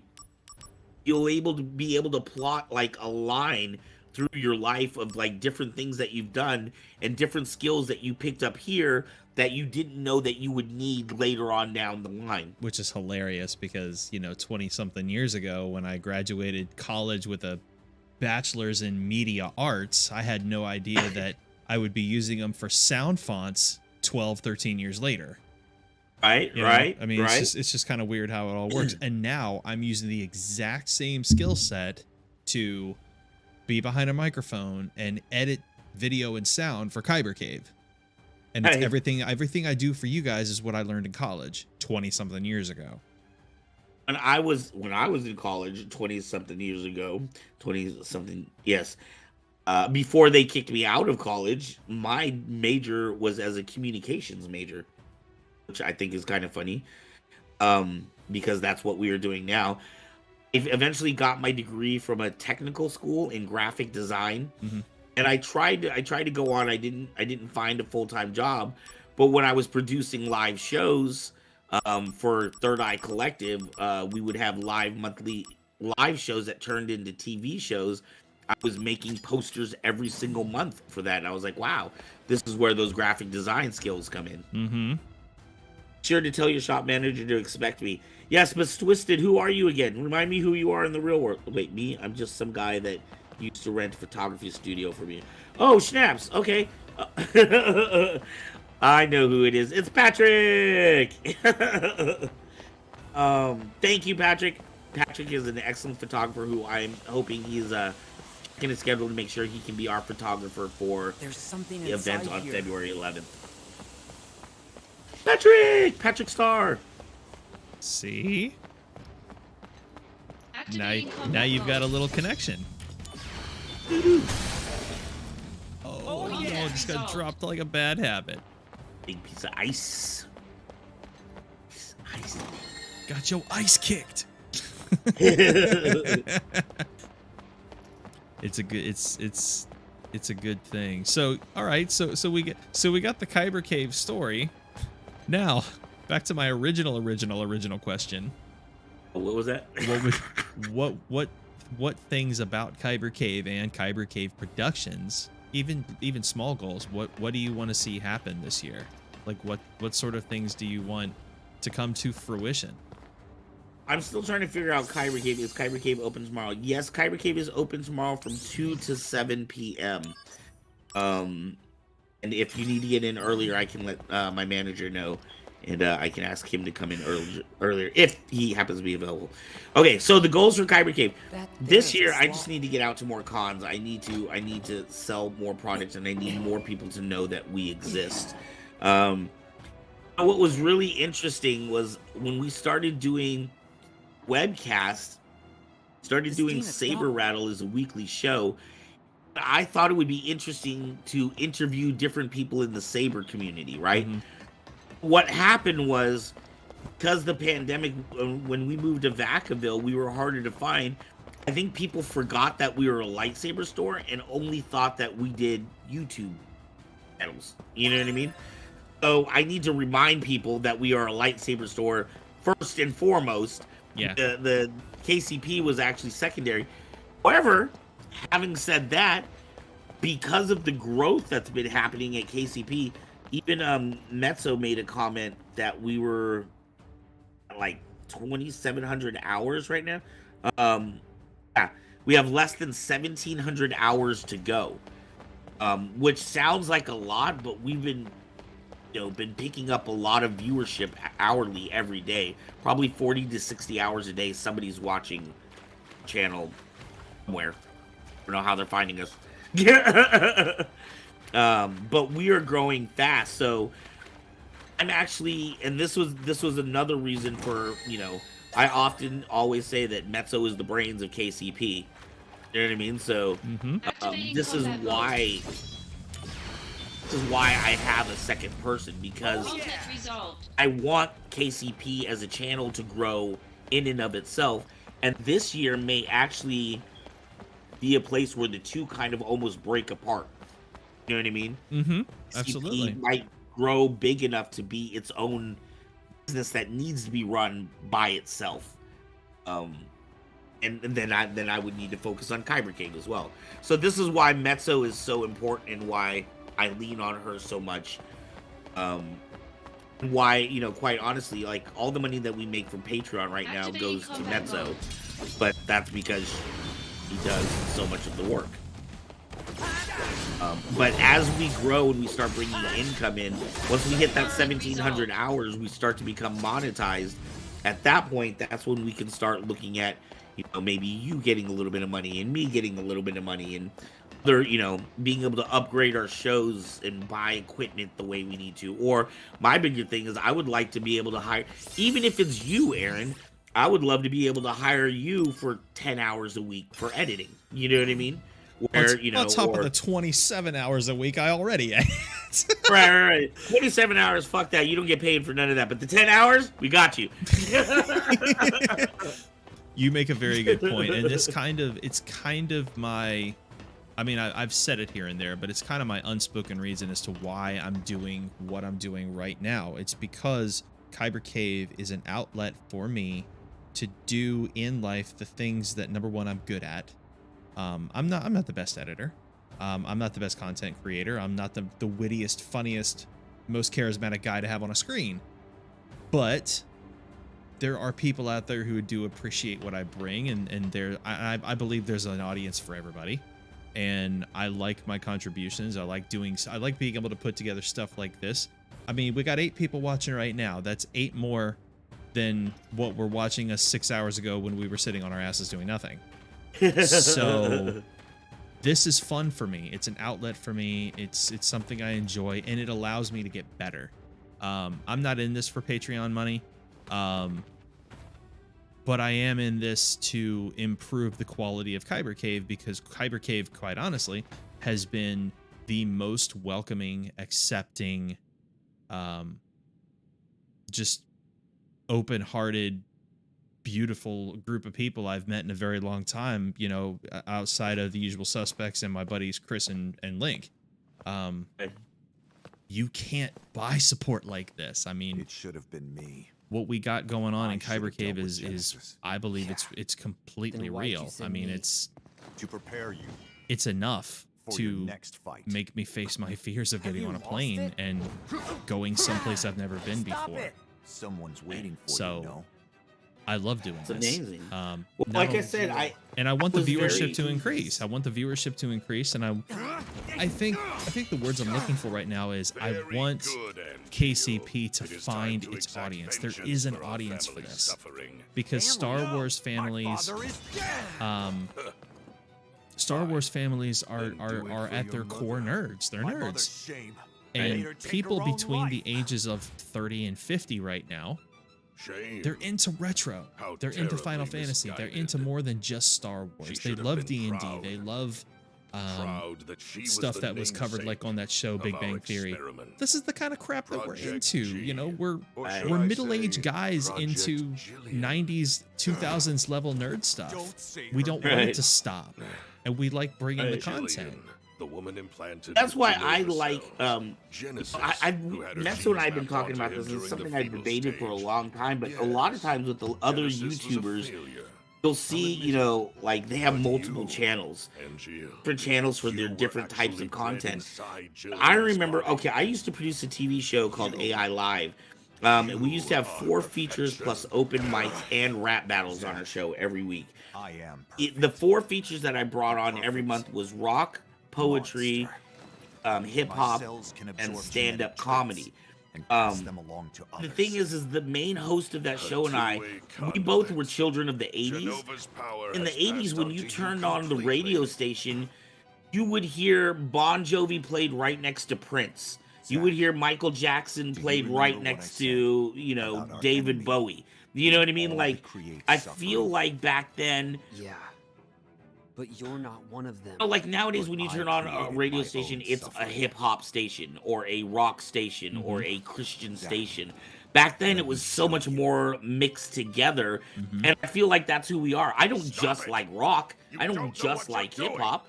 You know, I like a variety of things. And that's what I like about our channel. You know, some people may tune in for gaming, but then, you know, realize that, you know, they can get something out of Hearts of Kyber. You might tune in for Hearts of Kyber and then want to see some of the celebrities that we have on Saber Rattle. Sure. So I just feel like we have a lot. And dude, I'm gonna be so stoked when this the D&D channel comes out with Aubrey. Like, I just love the variety, the nerd variety that we have. Yes. And I wanted to go back to something too. Sure. I was saying to you earlier that you individually were actually the catalyst. When I feel like Mets was the spark and you were the fire. What happened was Mets helped bring our production level and our quality up, and quite frankly, our organization. Because I'm not a very organized person. But it was not until you got serious about the gaming and started doing the gaming that other people started getting serious as well. Until that point, it was me and Mets. You know what I mean? I mean, obviously, I had Kevin, James as producers on Saber Rattle, but they just kind of send in their segment every week. You know what I mean? It's very like rote and routine. As far as trying to come up with new content and grow the channel, it was just Mets and I trying to figure out, you know, how to make a good show. It wasn't until you started getting serious about the gaming that Gray Girl, Graveyard, and other people, Anthony, wanted to get more involved in doing other things as well. And that's been my dream since we started this channel, because it's always been me. It's always been me and somebody else, you know what I mean? It's always been that if I didn't push behind it, it would have just not moved. Now we're to the point where I have shows running on my channel that I'm not even a part of. I think that's fantastic.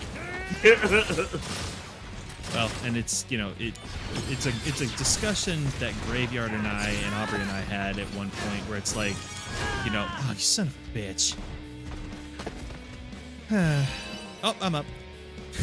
I forgot how to read you. You know, it was important that as the Brace yourself. Oh, you're gonna get it now. It's important that as the leader of the crew, you're in this with us. I mean, I want people to see that you're still there. You know, you may not know everything there is to know about what it is we do, but you're here enjoying it. Right. Even if your input is nothing more than, wow, look at that dragon cook this guy. You know? It's funny to hear you, like, when you say things like the leader of this crew, because I don't even really look at it that way. If anything, like I said, I look at Mets as she's the smart one. I think it's I don't know. While I'm fighting, it's hard for me to concentrate. Oh, you gotta be kidding me. Damn it. Here, continue with your next thought. No, I'm sorry. I'm getting into the battle, so I'm watching this guy. Yeah, so KCP is going to grow this year, and I have a feeling we keep the momentum that we're doing, that we are going to this is going to grow. We are going to be eventually a 1 million subscriber channel. Probably is going to take another year or two for that to happen, but we're getting the bumps. We're growing faster than I imagined or was prepared for. I can tell you one common one thing about Saberland and its followers and subs. Many of those people over there, and look, nobody in Saberland has 100,000 subscribers, you know, because the Sabers are such a niche hobby. But there are a few pretty good charismatic personalities over there, and they do well for themselves. I feel like a lot of folks, you know, as opposed to those who serve and contribute, those who just kind of speak and review kind of get more of the popularity, which I've kind of never considered to be right. I mean, it's just bastard, you're gonna do it again, aren't you? Come on. Oh, I'm gonna feel this one. I knew it. Let's go. You know, this when we started with Saber Rattle, it was obviously about the saber industry. That's what Kyber Cave is, right? But with the evolution of the shows, and even within Saber Rattle, we've had several celebrities that have nothing to do with lightsabers. Yeah. We've had Boo from Monsters Inc. on our show. We've had artists from Warner Brothers Studios on our show. We've had a producer from Comedy Central on our show. So I feel like at some point I knew that if this was going to be a sustainable channel, we had to evolve past just lightsabers. Mm-hmm. That's why, you always hear me talking about this being the nerd spot, generally. You almost got it. Shh. Come, he's not even within freaking range. Ugh.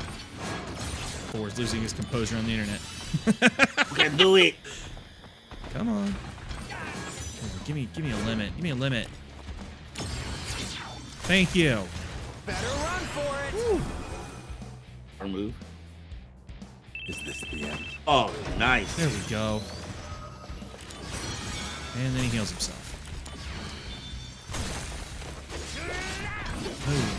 Move.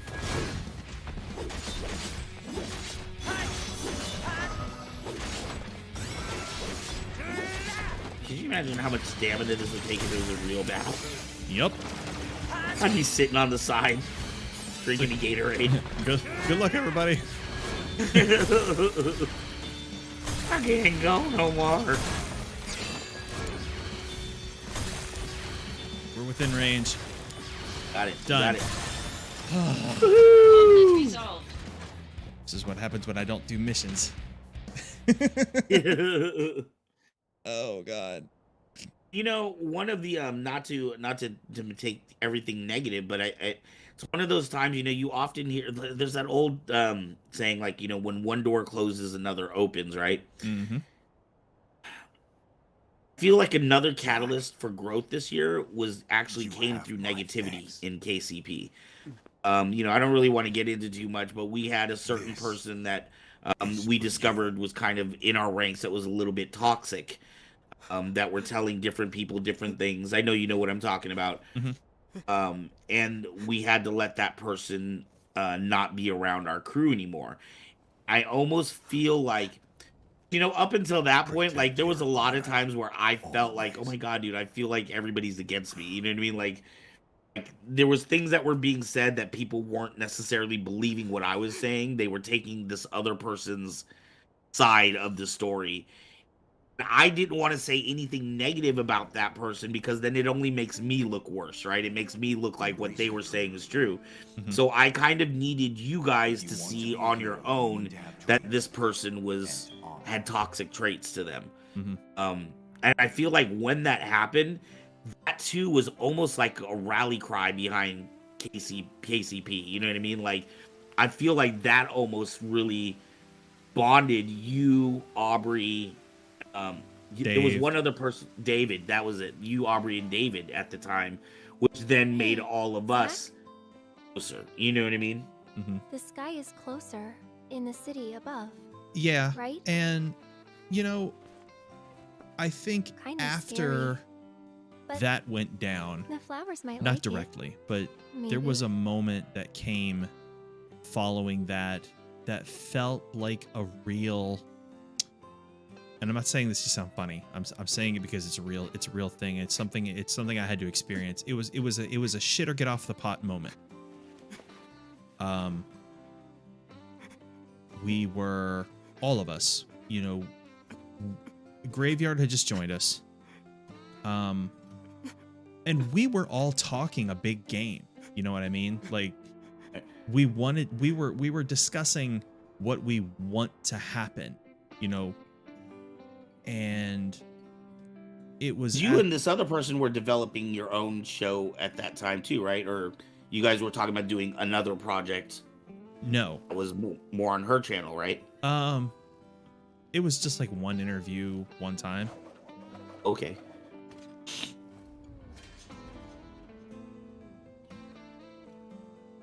Big old sword.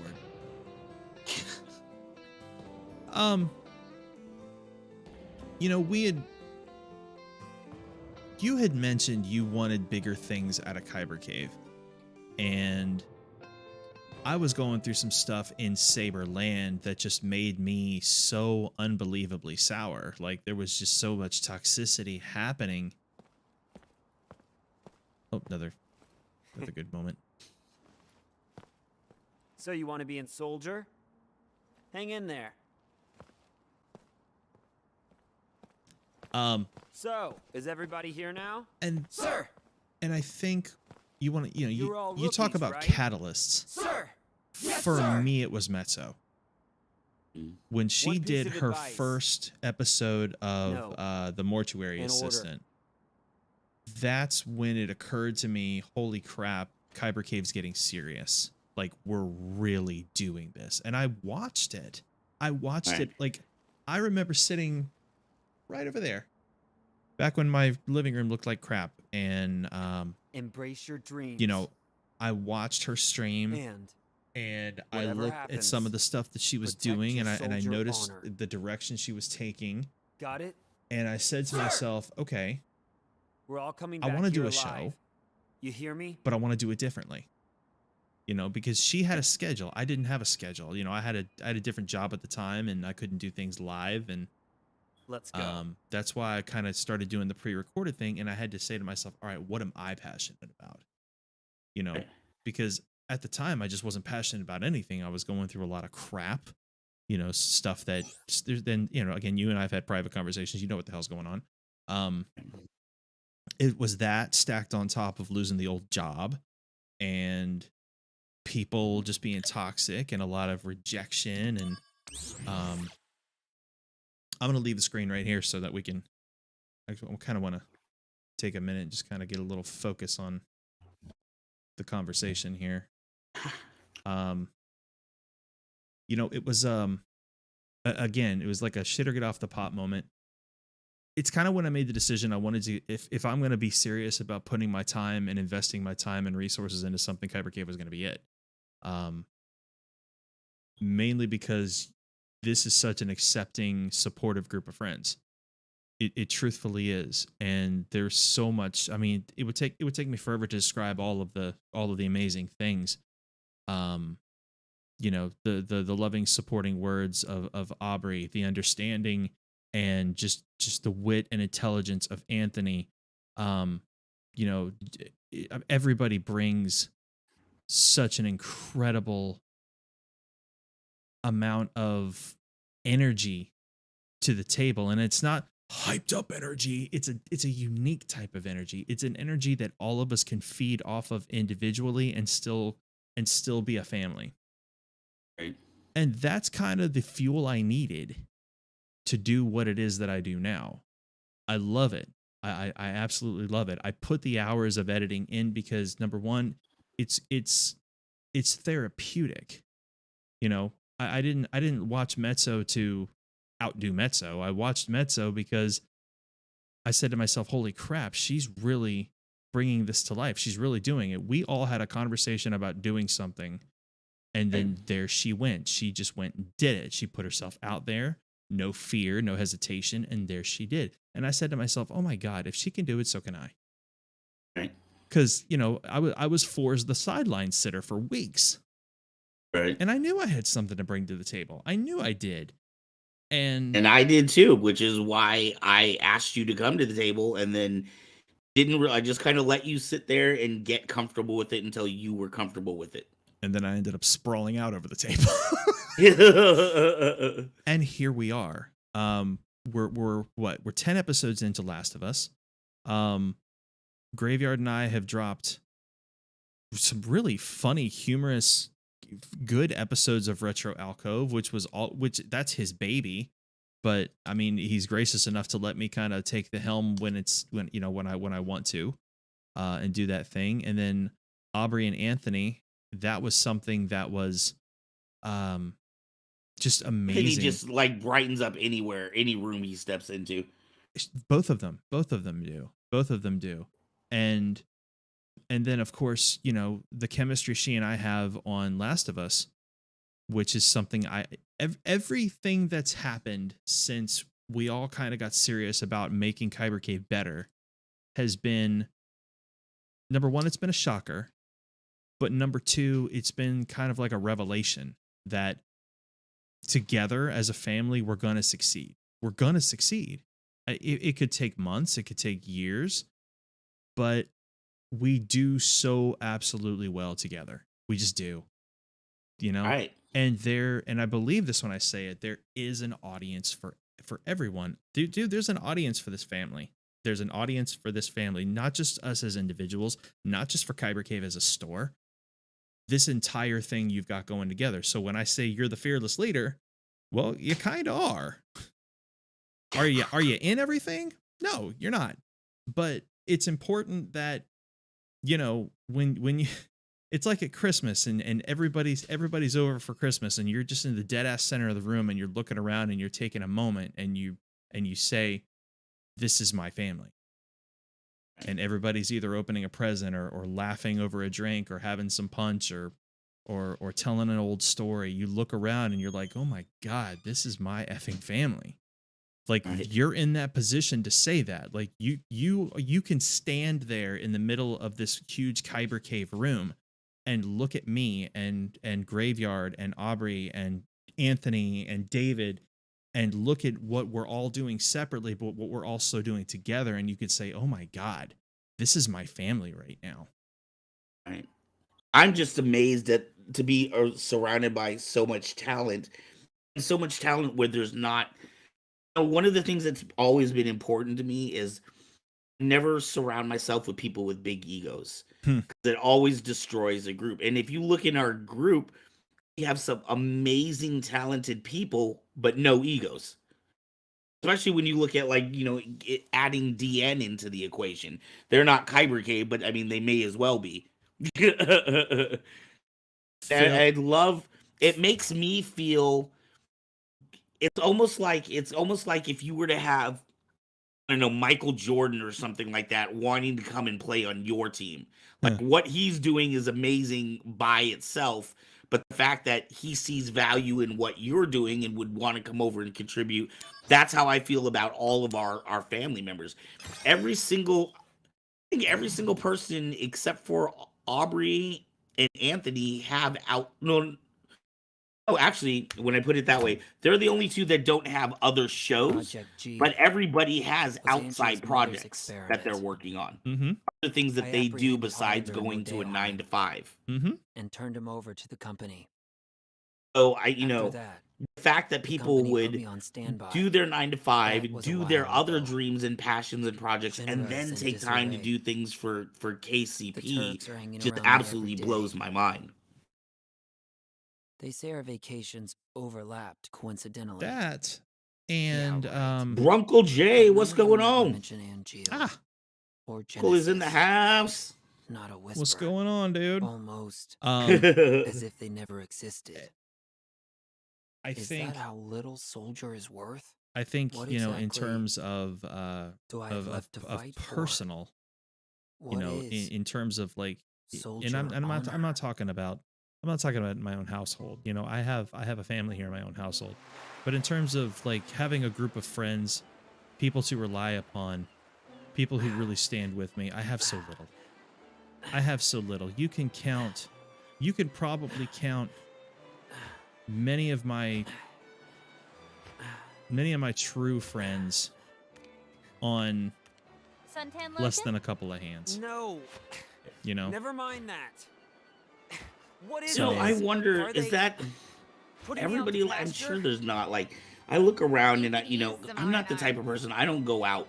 I don't go to bars. I don't really, every once in a while, DN will have a movie premiere thing and I'll drive up to be that, but I don't really go out and hang out with people. I'm around my family mostly all the time, you know what I mean? And so,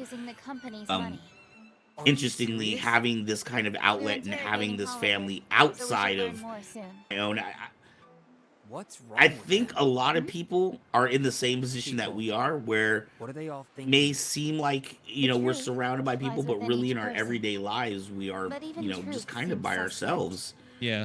And that's what's nice about having this group, is realizing that we can be kind of by ourselves, but we're not. You know what I mean? How do you know that? Sorry, I Am just I had to being respond to watched? Bronco. No, Um, he's the one being watched. Yeah. That girl is an ancient. Uncle The is only playing one left in the GTA. world. You didn't know? Oh. She Okay, I thought he was Never asking the said question. anything. Sorry. I had to look through this The through You my know, only I'm playing microphone. GTA. So he's Left playing in the GTA. world, We're huh? playing Crisis Core. Okay, so I responded. She Oops. is one of a kind.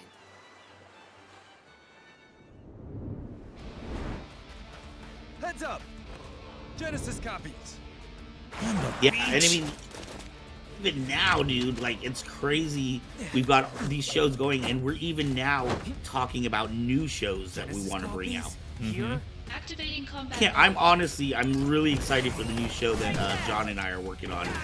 I say John and I, it's going to end up being mostly John because he has all the skills. I just had the idea for the show. But we are working with Tony Negron from the Aiken Academy, Saber Academy. There's a group called LED Schools, and it's different schools from around the country. In fact, our show next week, we have Charlie Cummings, the president of the Saber Legion, and Faisal Main, who is out of London. He is the sensei for Silver Sabers group, but he does a lot of the European competitions. So we're gonna have these two great masters of the industries on our show These next guys week, are still around? talking about a new Accord. Genesis. What they're trying to do is get it to where, Huh? almost like When the in soul leaves boxing, the right? body, Wherever you go, it there's returns always to the kind of the light. same set of rules, Yeah, right? and? Right now, we have so many different The river of souls circles groups the and planet. people that do saber Perhaps fighting, and they're trying to Genesis's soul find is also a consistent set of rules that can be Controlling copies from the practiced by light stream? everybody Is worldwide, that what you're saying? so that Just we a can all be on the supposition. same page, In so that any I can go to case, your France and fight vacation's someone from over. France. We both know the same rule sets. Come with Um, me. Junon is under attack. It by has an nothing to unknown do with the force. game. Wait. Sewong, not gonna lie, I have a love and hate relationship with Crisis Core, and it has nothing to do with the game. Wondering what that's about. Is it something that was happening while you were playing the game? Go through a bad breakup, Sewong? Oh my gosh.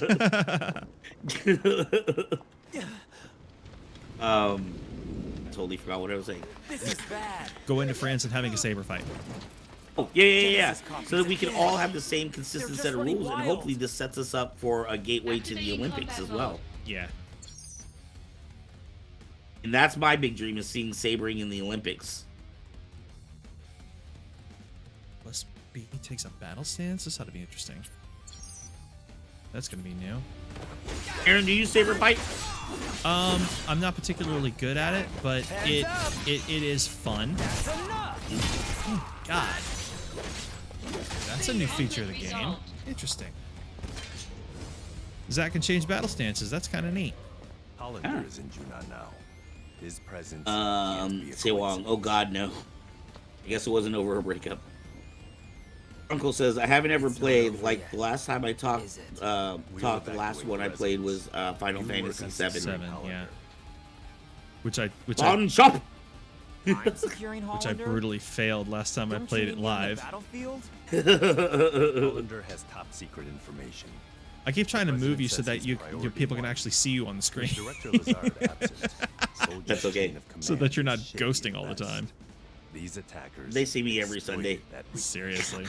Zach, you're If the anybody only one needs who a can do it. fantastic photographer, You make must sure to secure talk to Hollander. Patrick Malone at Grateful Photography. That is who Swisted Films is. Okay. When we had our Kyber Cave in downtown Fairfield, Patrick had a photography studio in the back of our shop. So you can come and get your sabers repaired. I had a person that did cosplay work, so if you wanted a costume made, there was a woman there that did that. Patrick did your photography. Had a little arcade in there. Just the nerd central. Uncle says, did you finish Zelda? It's on Retro Alcove, right? You're playing Zelda on Retro? No, it's not Retro Alcove. Bronco, what you have to do is go into the channel and actually, let's see what I'm about to call it on the game and make Van and I large on the screen so we can continue talking. If you go into the channel and go under the tab live, it's there. Then I'll go ahead and do this. There we go. And then I will do this. Do that. And now I can make us. Now I can make his big people. Oh, long. I knew an individual who kind of became a borderline toxic, deplorable human being. Someone I'm guessing you were playing with when you were playing this game. Yeah, but say Wong, I became a better person. Don't worry. Hey, look who's in the house. I got my Distance Nerding shirt on. What's up, James? It's a big sword, or are you just happy to see me? We're always happy to see you, James. Always, always, always. Yeah, both. Always happy to see him. Let me turn this. Ooh, Van, Ivan can vouch for me on this individual. Vin Roche is an incredible cosplayer in this area out here. Goes to a lot of the premieres. That's another cool thing too, because we live so close to LA. A lot of the cosplayers, the bigger name cosplayers in Northern California, get to go to the premieres, and things like that.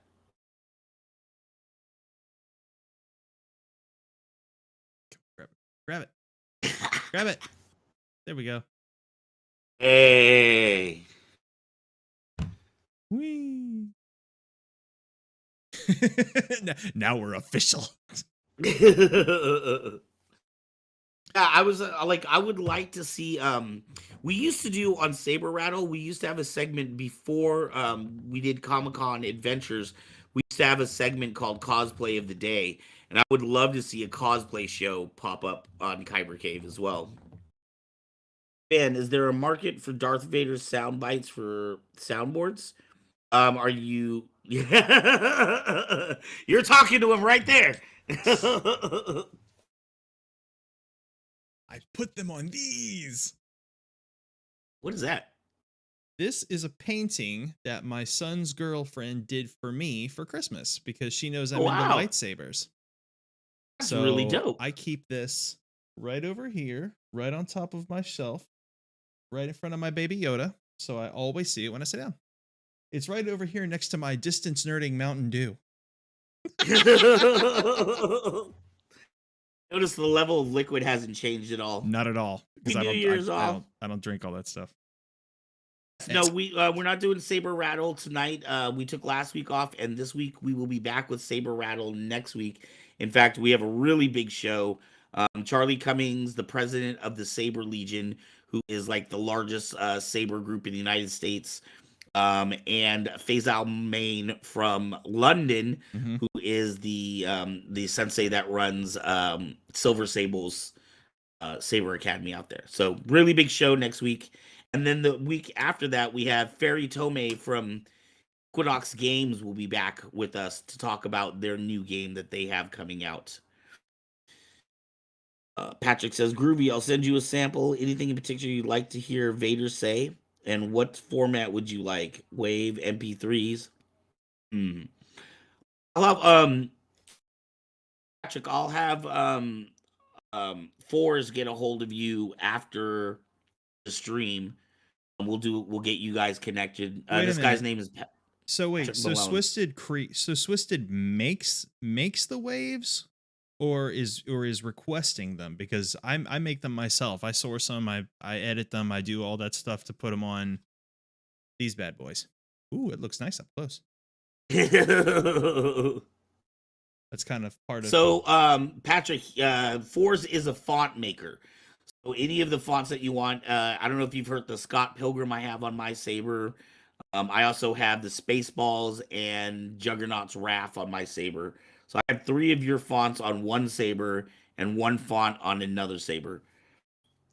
So and I even bought the Scott Pilgrim. I bought it twice. So I bought it once for one Saber and I bought it another time for another Saber. Much appreciated, but you're a member of the Free Fonts for Life Club now. Yeah, well, I appreciate that. I don't like doing that only because them. Cool. I consider myself an artist, and I don't like being taken advantage of as an artist, and therefore I don't like taking advantage of other artists. Gotcha. Speaking of Scott Pilgrim, see the shirt I'm wearing. Hey. I love this shirt. I love this shirt so much. Very nice. Yeah, dude. Wonderful.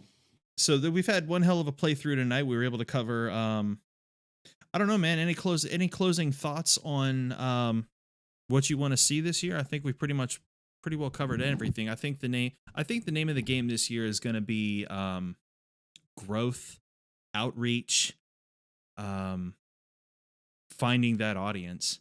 As a matter of fact, now that I'm live and everybody's here, there's actually a couple things I wanted to talk with you about since we're live, and I never really got to touch on them in After Dark. So Okay. the first thing I wanted to touch on was near the end of our last topic of After Dark. You remember what it was? 2023 No. predictions. Oh, okay, yeah. Yep. And near the end, you kind of went into you were like, I don't want to take the show into a negative place, but I kind of have a foreboding about some stuff. Remember what you mentioned? Not specifically. Like you said you were kind of nervous about some things happening over the course of the year having to do with like recession and the rising costs of things. And you want to remind everyone what you kind of said concerning that? Yeah, I was just talking about, the recession that we have looming on the horizon. You see a lot of it. I watch a lot of YouTube channels and I watch, the housing crash markets. You have a lot of big name companies, long-standing companies that are going out of business. We have an up and coming supposedly food shortage coming up, and supposedly some of the foods that we know and love will be going away. Choco Taco, we were joking about that on a different show. We were. But these are things that are indicative of the time period that we're coming into. Mm-hmm. And I'm wondering, I almost feel like we're going to go through a weird civilization change here very soon. So and I didn't want to ruin your vibe, but if I may, let me put a positive spin on what you got to say. All right, I'm looking for it. I'm not tooting my horn because what I've done over the past 2 years is probably the hardest thing I've ever had to do in my entire life. I've never been a smoker. I've never been a drinker. I've never done a drug. I've never been drunk. I've never been high. I've never been intoxicated by a narcotic. None of those things. I came from a say no to drugs school, in a say no to drugs neighborhood, in essentially a say no to drugs family. And we all took it very, very serious. With that being said, there was a drug that I never, ever, ever, and still to this day, haven't completely said no to, and that is sugar. And what this has to do with what Van is saying is, so we're going into a time where we're looking at possible shortages of food. I think, number one, don't take this the wrong way, but now is a great time for everybody to be a little more conscientious and selfish about their health. It's a great time to question the medical community, especially when it comes to what people are being infected by, what they're passing away from, why there's such an epidemic of type 2 diabetes. Really start to question what's in your food. Are you reading your labels? Like, you hear the same old crap. Oh, if you want to get into shape, you're going to have to read your labels. As stupid and cliche as that sounds, it's the absolute truth. You need to be reading your labels.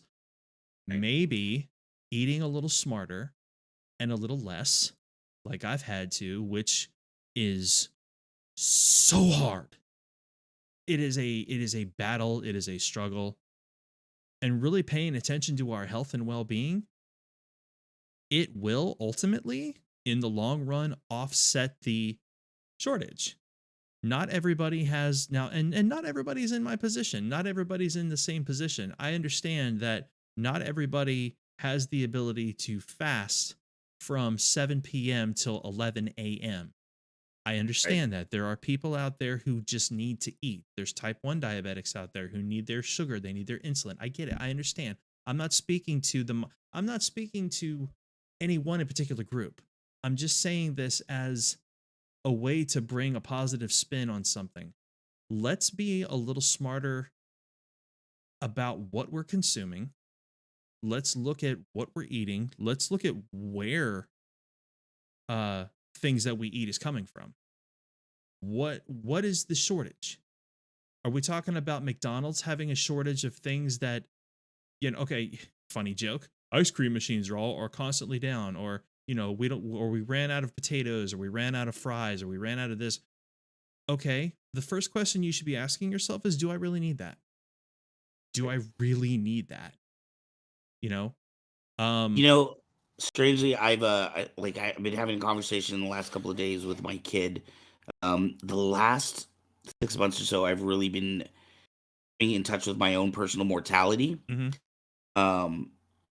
I was telling him, I was like, honestly, I really feel like if I don't start making changes, and my problem is I'm really bad at self motivating.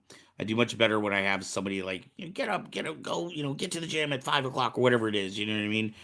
Um, I honestly, I don't know if I have another 5 years left. I was telling my son, I was like, if I don't make changes in my life, I don't know if I have another 5 years. If I make changes, I might have another 10 or 15. Um, just because of mistakes that I've made smoking. This is, I've recently tried to switch over to vaping to get away because in the pandemic, I was smoking 2 packs of cigarettes a day. Mm-hmm. And before that had increased a lot. And me switching to vaping is to get off of at least a lot of the chemicals. I know there's still nicotine and other chemicals in here, but it's not quite as bad. And David and I are on kind of the same trajectory. Part of why David and I are friends, because he quit smoking as well and switched to vaping. Mm-hmm. And so, eventually I'd like to get off the vape as well, but I feel like it's kind of steps for me. I need to work on, not smoking. I need to eat better. I need to go to the gym. But it just seems so hard to get motivated with everything else. And I deal with a lot of depression as well. Same. Yeah. One of the things that I could tell you to, again, be encouraging about this is that, number one, it's not the big, horrendously large super journeys that's 10,000 miles long that's going to save your life. It's the steps you're taking right now at this moment. Before I touch on the next thing I want to go on about, let me finish with this concerning this point. There are rumors looming about shortages of this, shortages of that. Take into account that as human beings, we are hundreds of thousands of years in what I call a DNA practice, meaning our bodies work the way that the way that we've developed them over thousands of years. Meaning, if we eat McDonald's every day over the next few 100,000 years, then that generation way beyond then, they're going to be the ones who will thrive off McDonald's, not right now. Right. We come from human beings who were hunters and gatherers, and I've listened to so many health experts. I've listened to lots of YouTubers. I've even listened to holy men. The vast majority of how the human body works is pretty much the same. It's calories in and it's calories out. Not every calorie is the same. If you consume food, make sure that it's natural. What do I mean by natural? Can you grow it? Well, if you can grow it, guess what? It's going to burn easier. Are you going to deep fry a chicken nugget, or are you going to bake your chicken in the oven and then cut into it and just enjoy it with some nice seasonings from the earth? I mean, it's simple decisions like that. Right. You know what I'm saying? I know I can say this, like, a few months back, there wasn't a shortage of chicken. There was a shortage of chicken byproduct, meaning you couldn't go to the frozen section and find Tyson and Purdue. I don't know if you guys have Tyson and Purdue out there. It's like, do you guys have Red Robin out there? I can't. I need to stop. We had a shortage of chicken byproduct, so you couldn't find prepared wings, you couldn't find nuggets, you couldn't find tenders. But I'll be damned if you could go over into the poultry section at our Publix. I know y'all don't have Publix, and just get a chicken. You could just get a chicken, and you can go home and bake your chicken or fry your own chicken, do whatever the hell you got to do. The point is, the methods don't have to be so complicated, and don't be fooled into believing that you have to be at the gym an hour a day every single freaking day. It's Right. taking care of oneself, especially when you're somebody like you or me.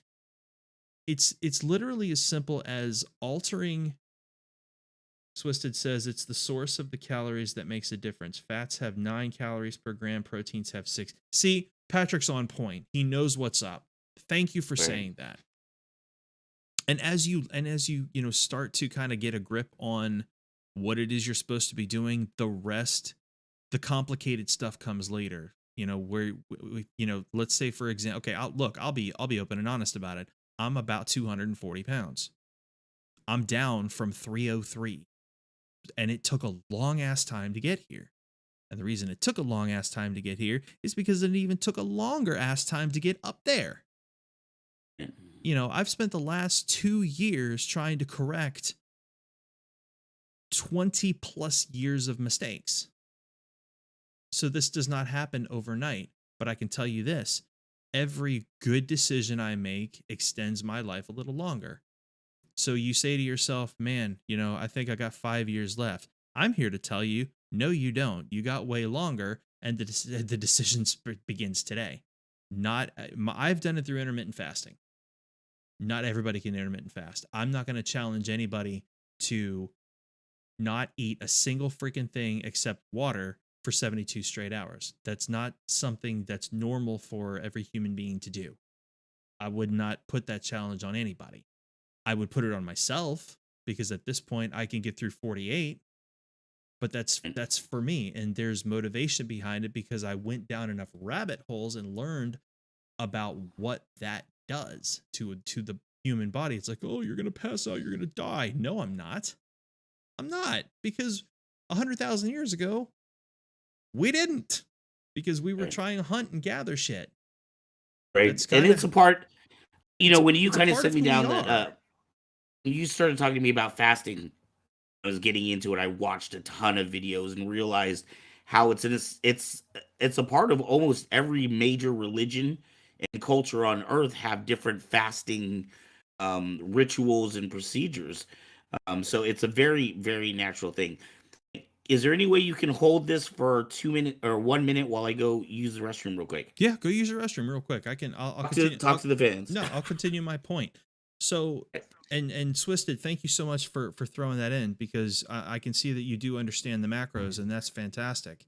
No, I mean, this has been a life-changing, life-altering journey, but you know what else? It's frustrating as freak. Why is it frustrating as freak? Because we're breaking away from the norms. Van mentions concern over there being a shortage of food. What are we short on? What can we have that's not short? Like what is it going to take? Do we need to eat one less meal a day? We can absolutely afford to. Eating one less meal a day, whether it be your dinner or your breakfast, not only is that going to save you money, it's going to save you some calories. The latest statistics show that over 80% of Americans are they're considered to be overweight. But again, you got to ask yourself the question: what is overweight? I'm 240 pounds. Am I morbidly obese? Because I don't have 4 foot of gut hanging over my waist. That doesn't sound like morbidly obese to me. So it's really kind of oh shoot, hang on, I think we may have lost Van. Did I lose? Oh nope, didn't lose him. Boop boop, there we go. Cancel. There we go. Sorry, I have to adjust OBS.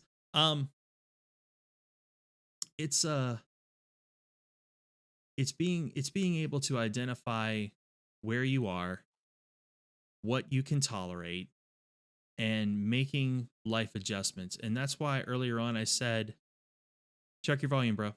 Okay, yeah. You just went to mute when I had to cough and all that. That's why I was saying at the beginning of this, it's okay to be a little selfish. You know, when you say, "Oh my God, I'm so concerned about everybody and everything because there's this shortage coming." Well, you know what? Be a little selfish. Think about yourself. Think about your health. Think about your kid. Think about the people you live with. Think about your friends. You know, it's you don't have to go into this. I can only eat this and this, and I have to exercise 45 to an hour in the gym every day, and that's the only way I'm going to extend my life. Bullshit. That's not how it is. It can be simple as identifying what is short, seeing if you can live without it, and then going from there. If you can walk around your block, and then after you walk around the block, you're like, then that's what you can do. And then next week, you can walk around the block twice. And then 6 weeks from that, maybe you can jog around the block like 18 times. Every step you take, every change you make, you know, it's going to be a matter of self-improvement. It's just going to be a matter of self-improvement. Twisted, be honest. Are you worried about being overweight, or are you worried that you won't get laid? You know what? Okay, so he said be honest, so let's be honest.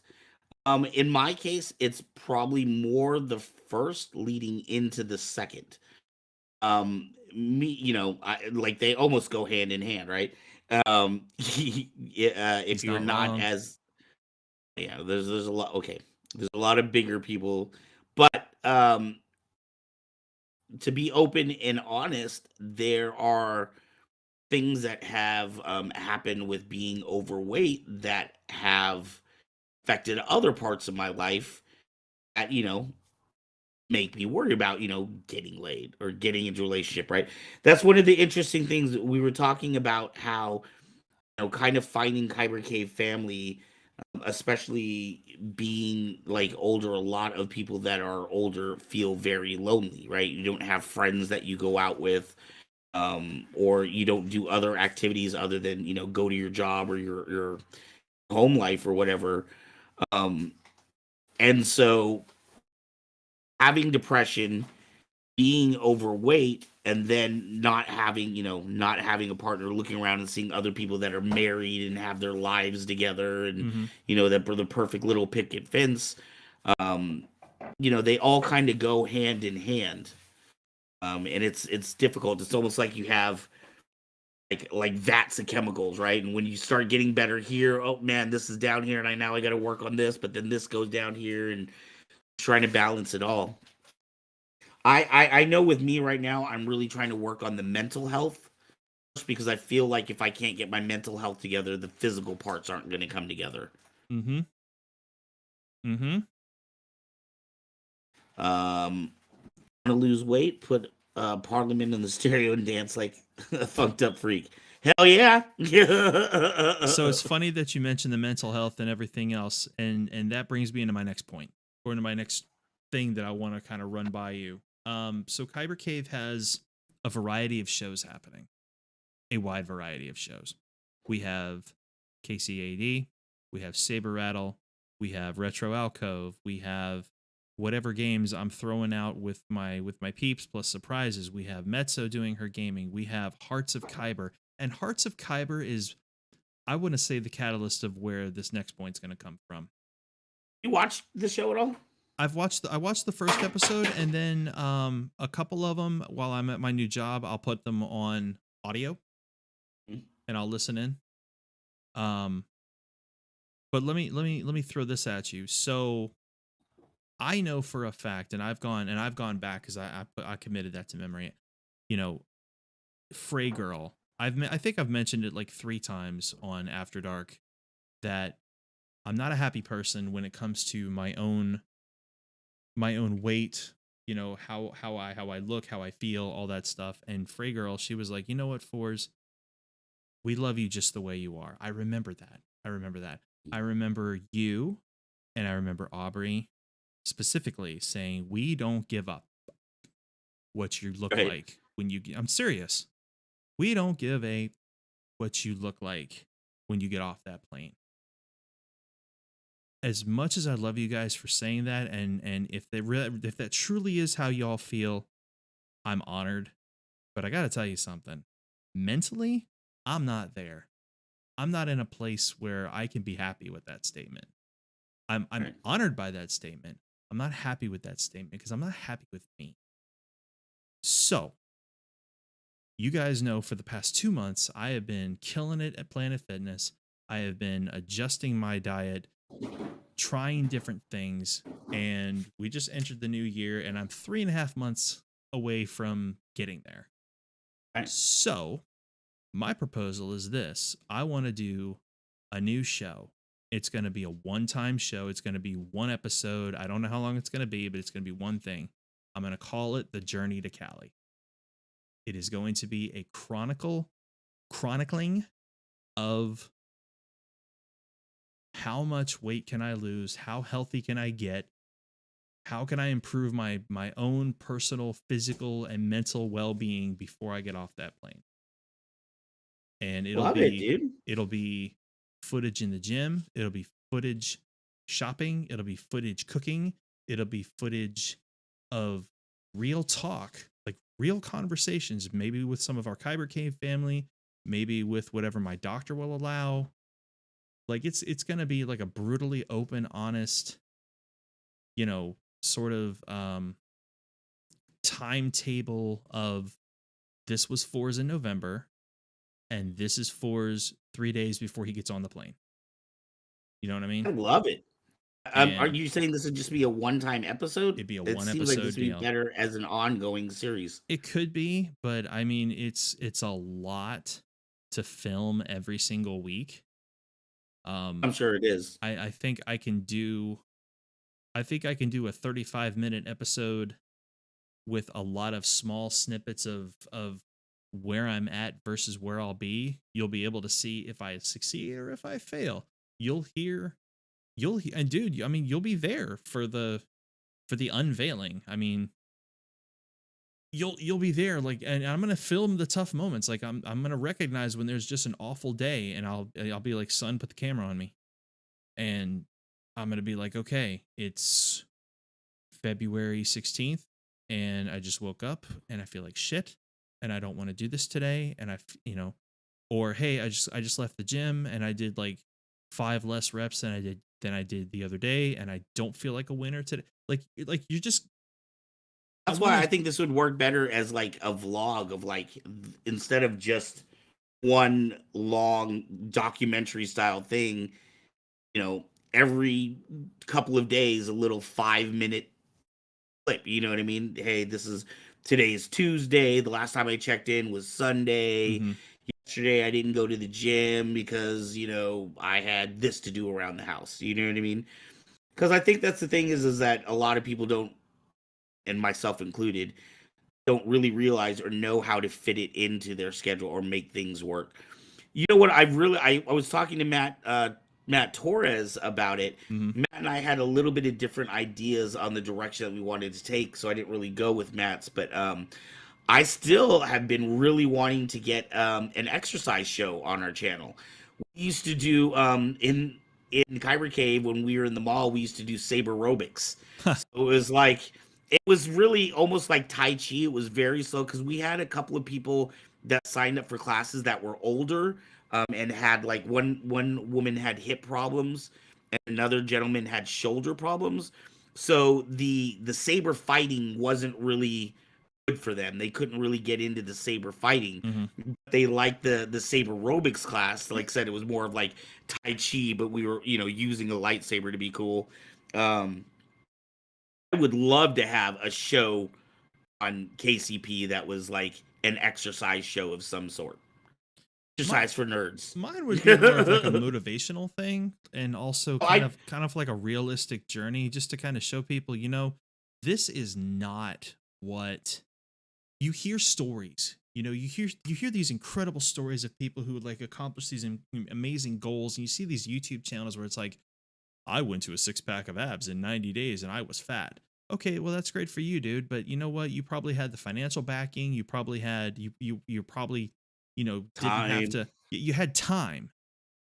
I want to chronicle this as a dad, as someone who's devoted to this channel. I've got to be careful with my food choices. I'm going to be struggling mentally. I'm going to be struggling with a food budget. Like, I really want to see how far I can take this. Like, I've already got a workout plan, and we're gonna find out if it's realistic. I mean, Honestly, I've already come so far, but I want to see where the next 3 months are gonna take me. I honestly think it's a fantastic idea. It's something I would love to see. Like I said, I would prefer to see it more as an ongoing thing because I think it could be something that could help other people. I mean, I think it kind of goes in line, like you were saying, with Hearts of Kyber, realizing that we are more than just our hobbies. Mm-hmm. We are real human beings that have real lives. That was why we started Hearts of Kyber, is because during the pandemic, I started having anxiety attacks, which I had never had before in my life. I started having severe depression, which has been an ongoing issue in my life. But it got worse with the isolation. And really, for me, I realized it wasn't as much the isolation as it was being off of a schedule. Mm-hmm. Not having some place that I had to be at 8 a.m. or any reason to get out of bed if I didn't have to get out of bed. Um, but I think with your show, I personally, if I had, if it's a perfect world and I could have it my way and I was the producer of the show, I would have this be a daily or bi-daily shorts video thing. It doesn't have to be long. It could be a half hour vlog, or but even a 5 or 10 minute one. And honestly, I would personally love to see where I know I struggle a lot, where it would be helpful for me to see is your food. Mm-hmm. I know that sounds stupid, Mm-mm. but just seeing what are you eating, because I'll tell you what, when I was doing the fasting, was super proud of myself for Thanks, Patrick. being able to do the 3-day fast or 2-day fast and stayed on the 16/8 schedule. I was still eating like shit. Mm-hmm. You know what I mean? I was still eating hot dogs and hamburgers and things like that. So I felt like I was okay. If I could just get on the fasting, then I could work on the food part.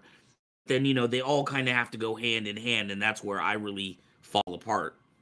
I think the biggest thing I struggle with, and Thanks for being here, Patrick. Yep. We'll see. Yeah, he said these weights aren't going to lift themselves. He's not Hey, wrong. we motivated Patrick. It's it's incredible the way the human brain works. You can go to like what got me to quit a lot of the things in life that was hurting me was my doctor. She was like, "Look, here's the deal. You're type 2 diabetic, and you're type 2 diabetic for life." And I started to really lose hope. Like, I lost a lot of hope. Like, there was like I had to come to realize that my lifespan was going to be cut short, and that's when I started this desperate search on YouTube for a for hope, a solution. Yeah, because there had to be one. And it turns out, after enough rabbit hole digging, a lot of the medical community feeds you a lot of textbook stuff that not only is incorrect, but it's dated. It's dated. It's actually dangerous. I have cured my diabetes twice through nothing but fasting. Nothing but fasting. But you know what happened? Over that course of a couple years, I did exactly what you did. I fasted long enough, and then I was like, hey, I can have a cheat meal. So when I had a cheat meal, that cheat meal turned into a cheat day, which turned into a cheat week. But I'm like, well, hey, but you know what? If I can fast 18 hours, my body will process all that crap. It did. And my numbers did stay low, but then I became pre-diabetic again. I'm like, oh shit, I got to fix this. And that led into another extreme, which was like, I started trying to do the keto thing, and I did it wrong because all I did was eat meat. And not only did I only eat meat, I ate the wrong type of meat, because I was eating like Vienna sausages every day and pounding down like the protein shakes, and I didn't have any veggies. I hardly had any fruit. And when I had cheat day, it was like, yay, I can have my hot dogs and chili dogs and shit like that. Bad. And then I was diabetic again. And then when I reintroduced carbs, I was like, okay, carbs are bad. They're going to make me diabetic. Well, sure as shit. Guess who got cured of their diabetes again? So it was this ongoing, up and down, fluctuating battle. And one of the things that I've learned throughout all of this is it's just a proper balance of good nutrition and good, stable mental health. I mean, you've got to be willing to do it. I think it's really funny that the health risks keep me from eating certain foods or drinking certain drinks. But the motivation to do even better than that comes from the desire to just be accepted. Is that not the weirdest thing? And I've never met all of you in person, and I want to make some. And I think what I want more than anything is just to have a win under my belt. You guys are like, we don't give an F what you look like when you get off the plane. I need that win. I need that win. And I'm so damn motivated to have that win because it means the world if I can just step off that plane and y'all see me and you're like, holy shit, Fourzze, you did it. You actually effing did it. Right. And I can have that moment and be like, you're damn right I did. I worked so damn hard.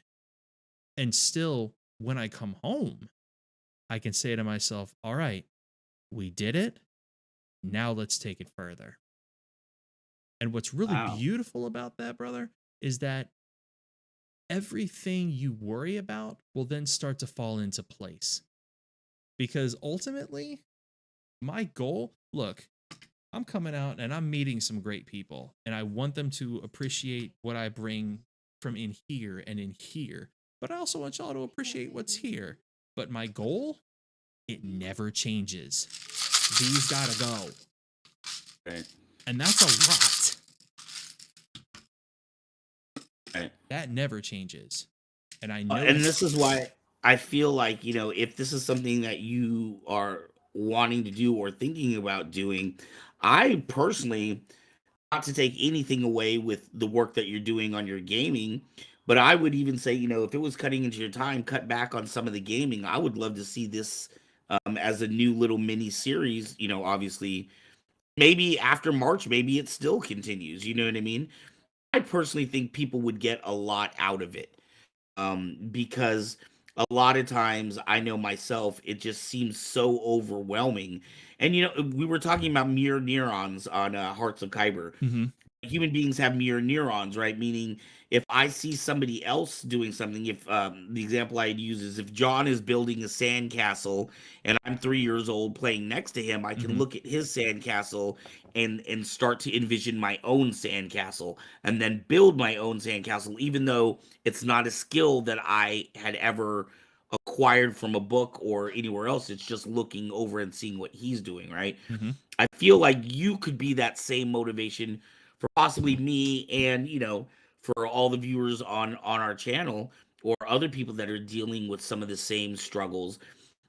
Because, you know, another thing that I don't see talked about on a lot of health channels is talk about the health aspects, right? Oh, I'm going to the gym, I'm going to run this amount, and I'm going to lose this amount, but they don't a lot talk about the mental process that it takes to get there too.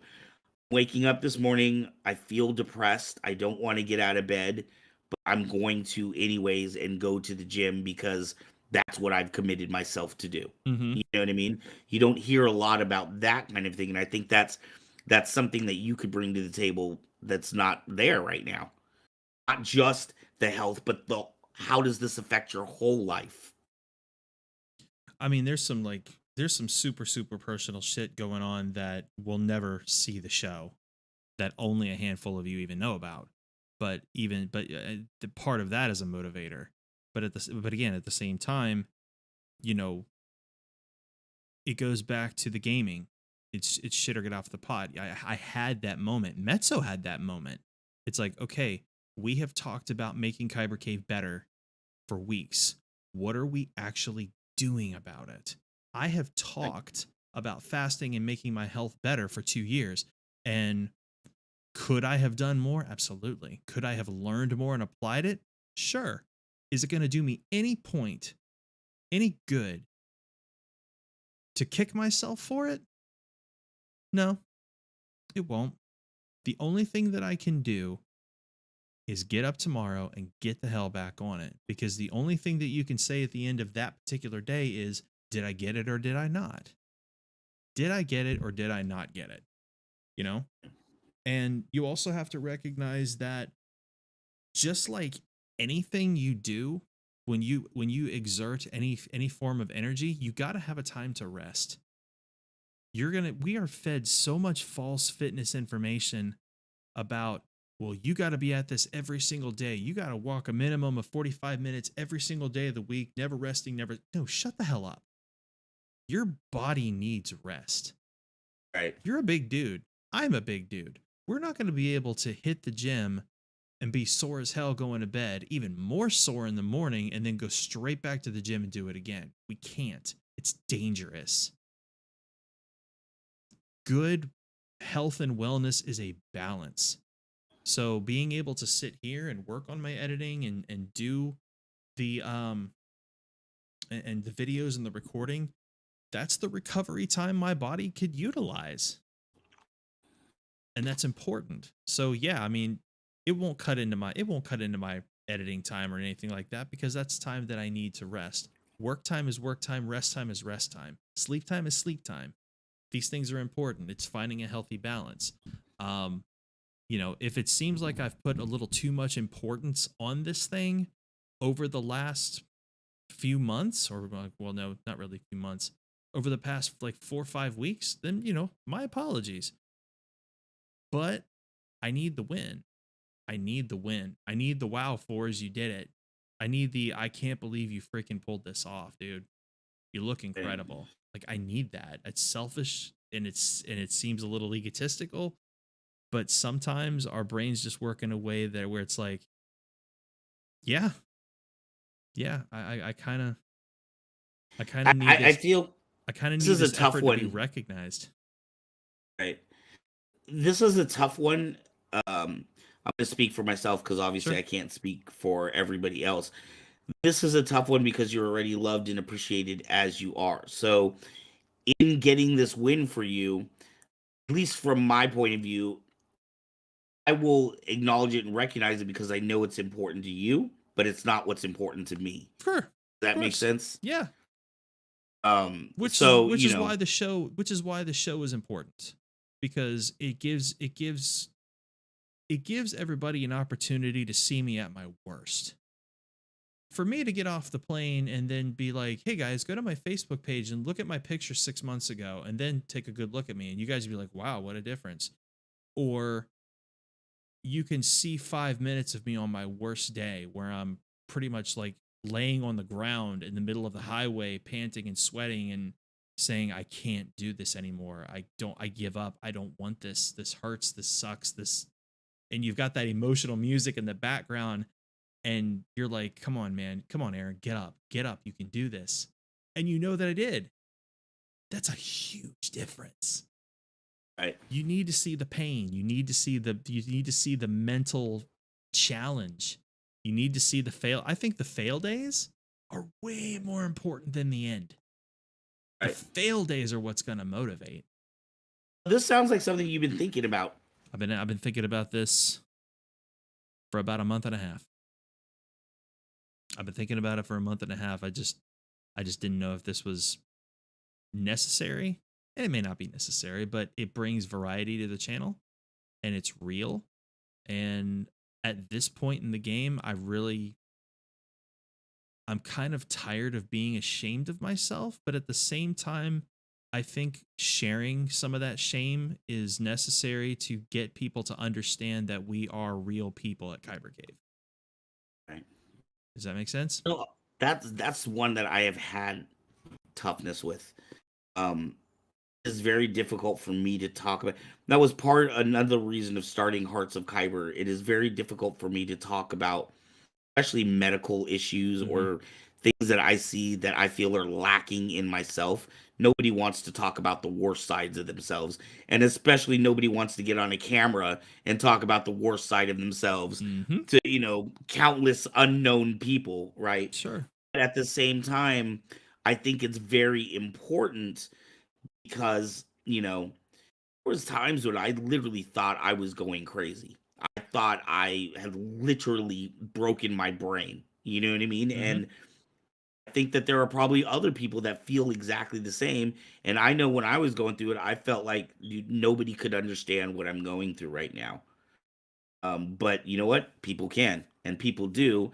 And because we are, feel like almost by design, middle-aged people are just very lonely people unless you really go out of your way and make sure. Because I know a lot of people who are like, every weekend they've got, different people to their house for dinner, or they're going out, or they're taking vacations with their friends and stuff.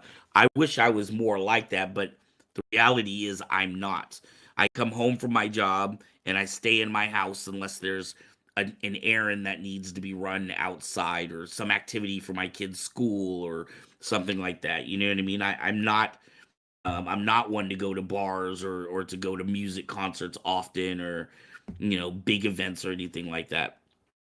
I try to just save my money, and it's unfortunate because I dumped so much money into Kyber Cave, trying to get Kyber Cave to work out and um just be sustained. And I do that a lot of times. It almost feels like a pressure because I know how important Kyber Cave is to so many people. Mm-hmm. And I've worked so hard to get this going that I don't want to just let it go. You know what I mean?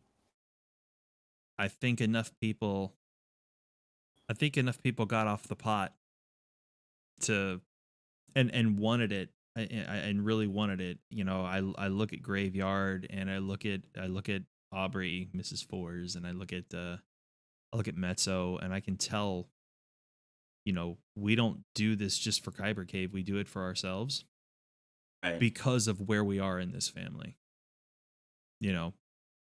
Are we a huge million subscriber channel? No, don't have to be.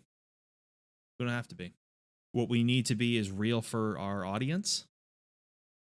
And I think it's crazy because as we look at ourselves,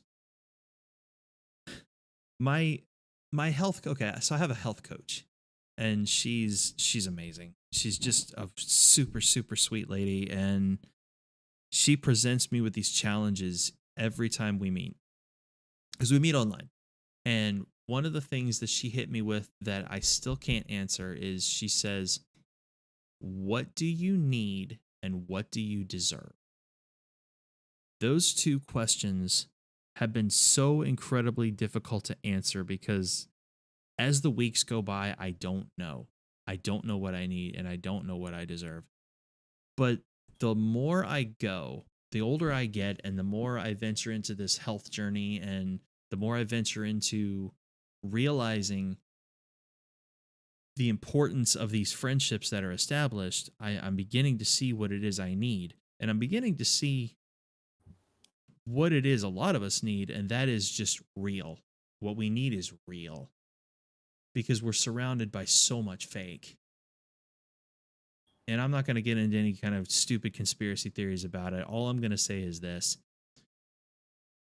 There are too many lies, there's too much deception, all the way down to what we put in our mouths.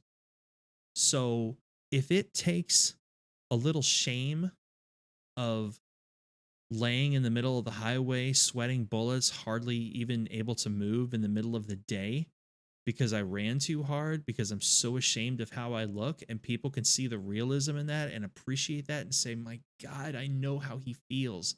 He's so desperate to get all that stuff off of him, and he just wants to be respected and accepted. And yes, he has a great support system, and yes, he's got a lot of great things going for him, but my God, man, I know how he feels.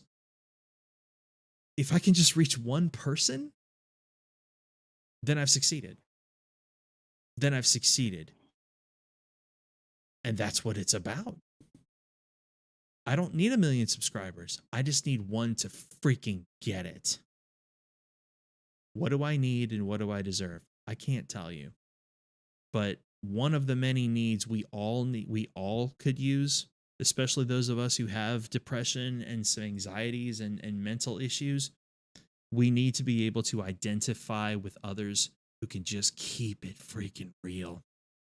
Right. And that you're not judge you for it. And you're not alone. You're not alone. Unity comes from realizing that you are not alone. Right. You know how I especially KCAD, it's kind of funny. I mean, we have all these other shows, but I feel like a lot of it now kind of stems off of KCAD. Of You course know what I it mean? Like does. that's kind of the main core of people. And I kind of look at us as almost like the Goonies. Like it's Okay. amazing how you've got these different groups of people with way different skills and talents, but they all of them when they're put together, it's like all of their talents can do all these different things. You know what I mean? Mm-hmm. Individually we are strong, but as a group we are a mountain. And individually we are weak, but as a group we are a shelter. Right. You know, when you were talking about how this has been kind of a therapy for you doing the editing and working with KCP, and then I was thinking about Graveyard and Mets. It's almost like everybody takes something different away from this experience. We all have our own different motivations for being here. We're able to come together and still produce something together incredible. Mm-hmm. Yeah. I've had confidence in that since the very first time you brought me on. It's to After Dark. Since the very first time you brought me into After Dark, I knew that from go. That it was a unique experience, that there was something to it. With the minute you realize that the subs and the follows and all that crap really doesn't matter, everything just starts to take off. And we don't have to have a game every single day. I think that's the biggest misconception about YouTube channels and TikTok videos and all these people who try to make 10,000 videos a day. It's not about the quantity. It's, you're going to get lost in the shuffle. If what you're doing makes a difference to somebody, that one somebody is going to find somebody else who needs it, and it will spread. It will go viral on its own. It doesn't have to be witty. It doesn't have to be stupid. It doesn't have to be embarrassing. It just has to mean something to somebody. One of these days, Kyber Cave is going to have a show that's going to have a moment that's going to touch somebody, and that's going to trigger them, and they're going to be like, I need everybody I know to see this. And then it's going to trigger somebody else, and it's going to go viral. May not be today, it may not be tomorrow. It might be tomorrow. We never know. All we know is that as long as we continue to create content that is real and shows that, yeah, we're a family and we give a shit about you, we give a shit about each other, and ultimately, god damn it, we give a shit about ourselves. That's all we can ask for. Right. Y'all make me curse more than I need to, and I'm really mad at y'all for that. I totally agree with you, man. I think like I said, I told you before when I was doing live productions, I learned a long time ago that the audience you get is dictated by the host of the show. We have a ton of hosts and a ton of incredible personalities. But we also have, I mean, you look at the people that we have that come on that are regulars. We don't have any assholes. Now, I know when we get to a certain point, when we have 1 million subscribers, 2 million, there's going to be trolls out there. There's going to be people with negative comments. But we have, I mean, all of our audience is fantastic. We don't really get negativity in our comment section. Certainly don't. And it's an amazing And I think thing. that's the process of who the hosts of the show are. The energy that you put out is the energy that you're going to get back. Or not. And if not, it's okay, because it's like a bad day. It's just one bad day and you move forward. You didn't touch somebody's life today, big freaking deal. You will tomorrow, or you won't. But keep doing what you're doing. You don't get the reps in you want doing those bicep curls, big freaking deal. Try again tomorrow. Try again when your arms heal. Change your diet up a little bit. Just don't give up. Consistency and believing that you're gonna do it, because if you don't quit, that's the oldest trick in the book. Not quitting will get you there. Don't quit. Leave all the fine tuning to where you get within like inches of where you want to be. Oh, I need to add this or take away that. Don't worry about that in the beginning. Just freaking go. You want subs, make good content. You want to lose weight, get the hell out there and just go. Want to improve your mental health? Start dumping the shit in your life that's bringing you down. The no is a beautiful word. Setting boundaries is important. Boundaries are important.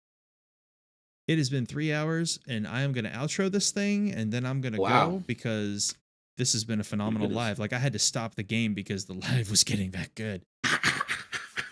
We keeps it real.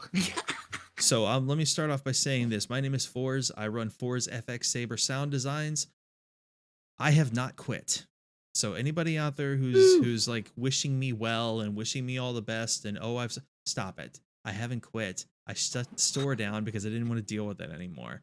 You can find my work at saberfont.com. If for whatever reason you don't want to use Saberfont, and yes, I know there's some of you out there who don't support Saberfont, and I don't give a shit. Whatever, do what you want to do. Go to Saber Bay, and you can get fonts from there. Eventually, I'll put my stuff on Kyber Cave because there's going to be Kyber Cave exclusive fonts. Because guess what? I'm inspired to make fonts again. Hooray! Speaking of which, go to kybercave.com and buy a freaking saber. If you live in California, go visit the Kyber Cave store and buy a freaking saber. It's literally that simple. Even if you don't, we'll ship one to you. They will ship one to you. You are currently on the Kyber Cave Productions YouTube channel. If you have not, I highly recommend that you like us and subscribe to us. If you're really interested in the content that we bring, feel free to join up with the Patreon, because that $1 a month, even if it's $1, it's way the hell better than that double cheeseburger that's no longer $1 anymore. I can promise you that. The people at Kyber Cave are a family.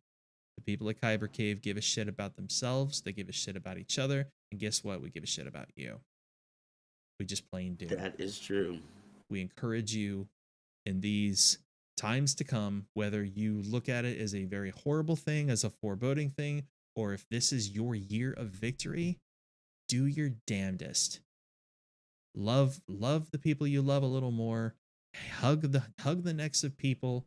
Make your acquaintances into your friends. Get out there. Be unashamed of who you are.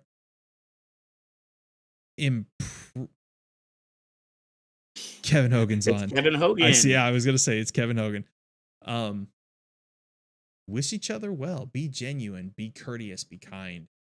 Because that's really all. That's how we want to be treated. And there's gonna be more and more and more content to come. This is Xcala. He is the fearless leader of the Kyber Cave. This is the guy behind it all. Whether he wants to admit it or not, this is the dude who oversees everything. He's built it from a little store in Cali into what you're seeing now, and it's going to be built into even greater things. And you know what? We can't freaking do it without him. So we appreciate everything that he's done. And had I never made a Scott Pilgrim font and he never found me, we wouldn't be having this conversation right now. You want to close this off? I find that absolutely amazing. You know, I am thankful for Saber Rattle, because without Saber Rattle, I wouldn't have met Metz. I wouldn't have met you. I wouldn't have met Graveyard. I wouldn't have met John. And almost entirely our crew. Probably David and, I wouldn't have met Anthony. All of you people I first met when I interviewed you on Saber Rattle. Only Aubrey and David, I knew them because they were customers at Kyber Cave. They're in our area. So I am thankful for this channel and this show. Hopefully I can get Kevin to produce a cosplay show for us, or a furry show. Because he does absolutely amazing work with the cons. But I just want this to be a fun place for people to come when they're stressed out, when they're having a bad day, and see real people who have bad days as well, but we can still come together and enjoy each other's company, and hopefully create content that that is not only fun, but in some case, matters to people. The show that you're talking about producing, The Voyage to Cali, I love it. I love the title. The Voyage to Cali. I think it would be a very important show to make, that I honestly think would help a lot of people. I would love to see that as like a mini series. And then even after, who knows that once you get here, maybe you'll find a new motivation to keep that show or that series going. You never know. I'm anticipating my trip there being a life-changing experience. Come hell or high water. I'm wondering, I'm worried.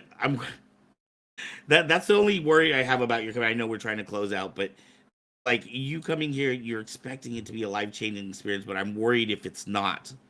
Like it's gonna be just normal people. It's not like we're gonna be taking you out on yachts and $1,000 dinners and helicopter rides. We're just normal people. Those things don't change lives. Those things don't change lives. It's like I told Aubrey. Maybe we'll take a mountain pass. Maybe I'll see a cliff at a sunset I've never seen before in my life, and maybe I'll just be like, stop the car. And I'll get out and I'll take a picture of it, and I'll just suck that moment in right there, because it's something I've never seen before. Maybe it's just it's the simple it's the simple things like that I'm kind of looking for. Everything that's not Florida. Right. Well, we will be excited to have you out here. 3.5 months. It will come faster than you think, my friend. It's like a long time now, but I guarantee you, in the beginning of March, you're gonna be like, "Holy crap!" Yeah, March is gonna be interesting. I wish I could spoil it for you, but there's something huge happening in March that has everything to do with this weight loss journey, and I'm so excited to do it. And I've got a lot of work to do, but it's going to be incredible, and I can't wait to share it. Oh, I'm gonna have to see if we have any. Well, that was a stupid comment. I was gonna say I'm gonna have to see if we have any cons while you're here. We have cons every friggin' weekend, so I know they're gonna be. Yeah, you're gonna have to bring at least one costume out with you. I have one. I know you have an Obi, and it'll fit better. Ladies and gentlemen, we are out of here for the night. It has been fun doing this thing. May the fours be with you. From Kyber Cave, from Ark, from myself. We love you guys. Be good to each other. Happy New Year. You. Let's make 23 just effing amazing. And with that, good night. Good night, everyone.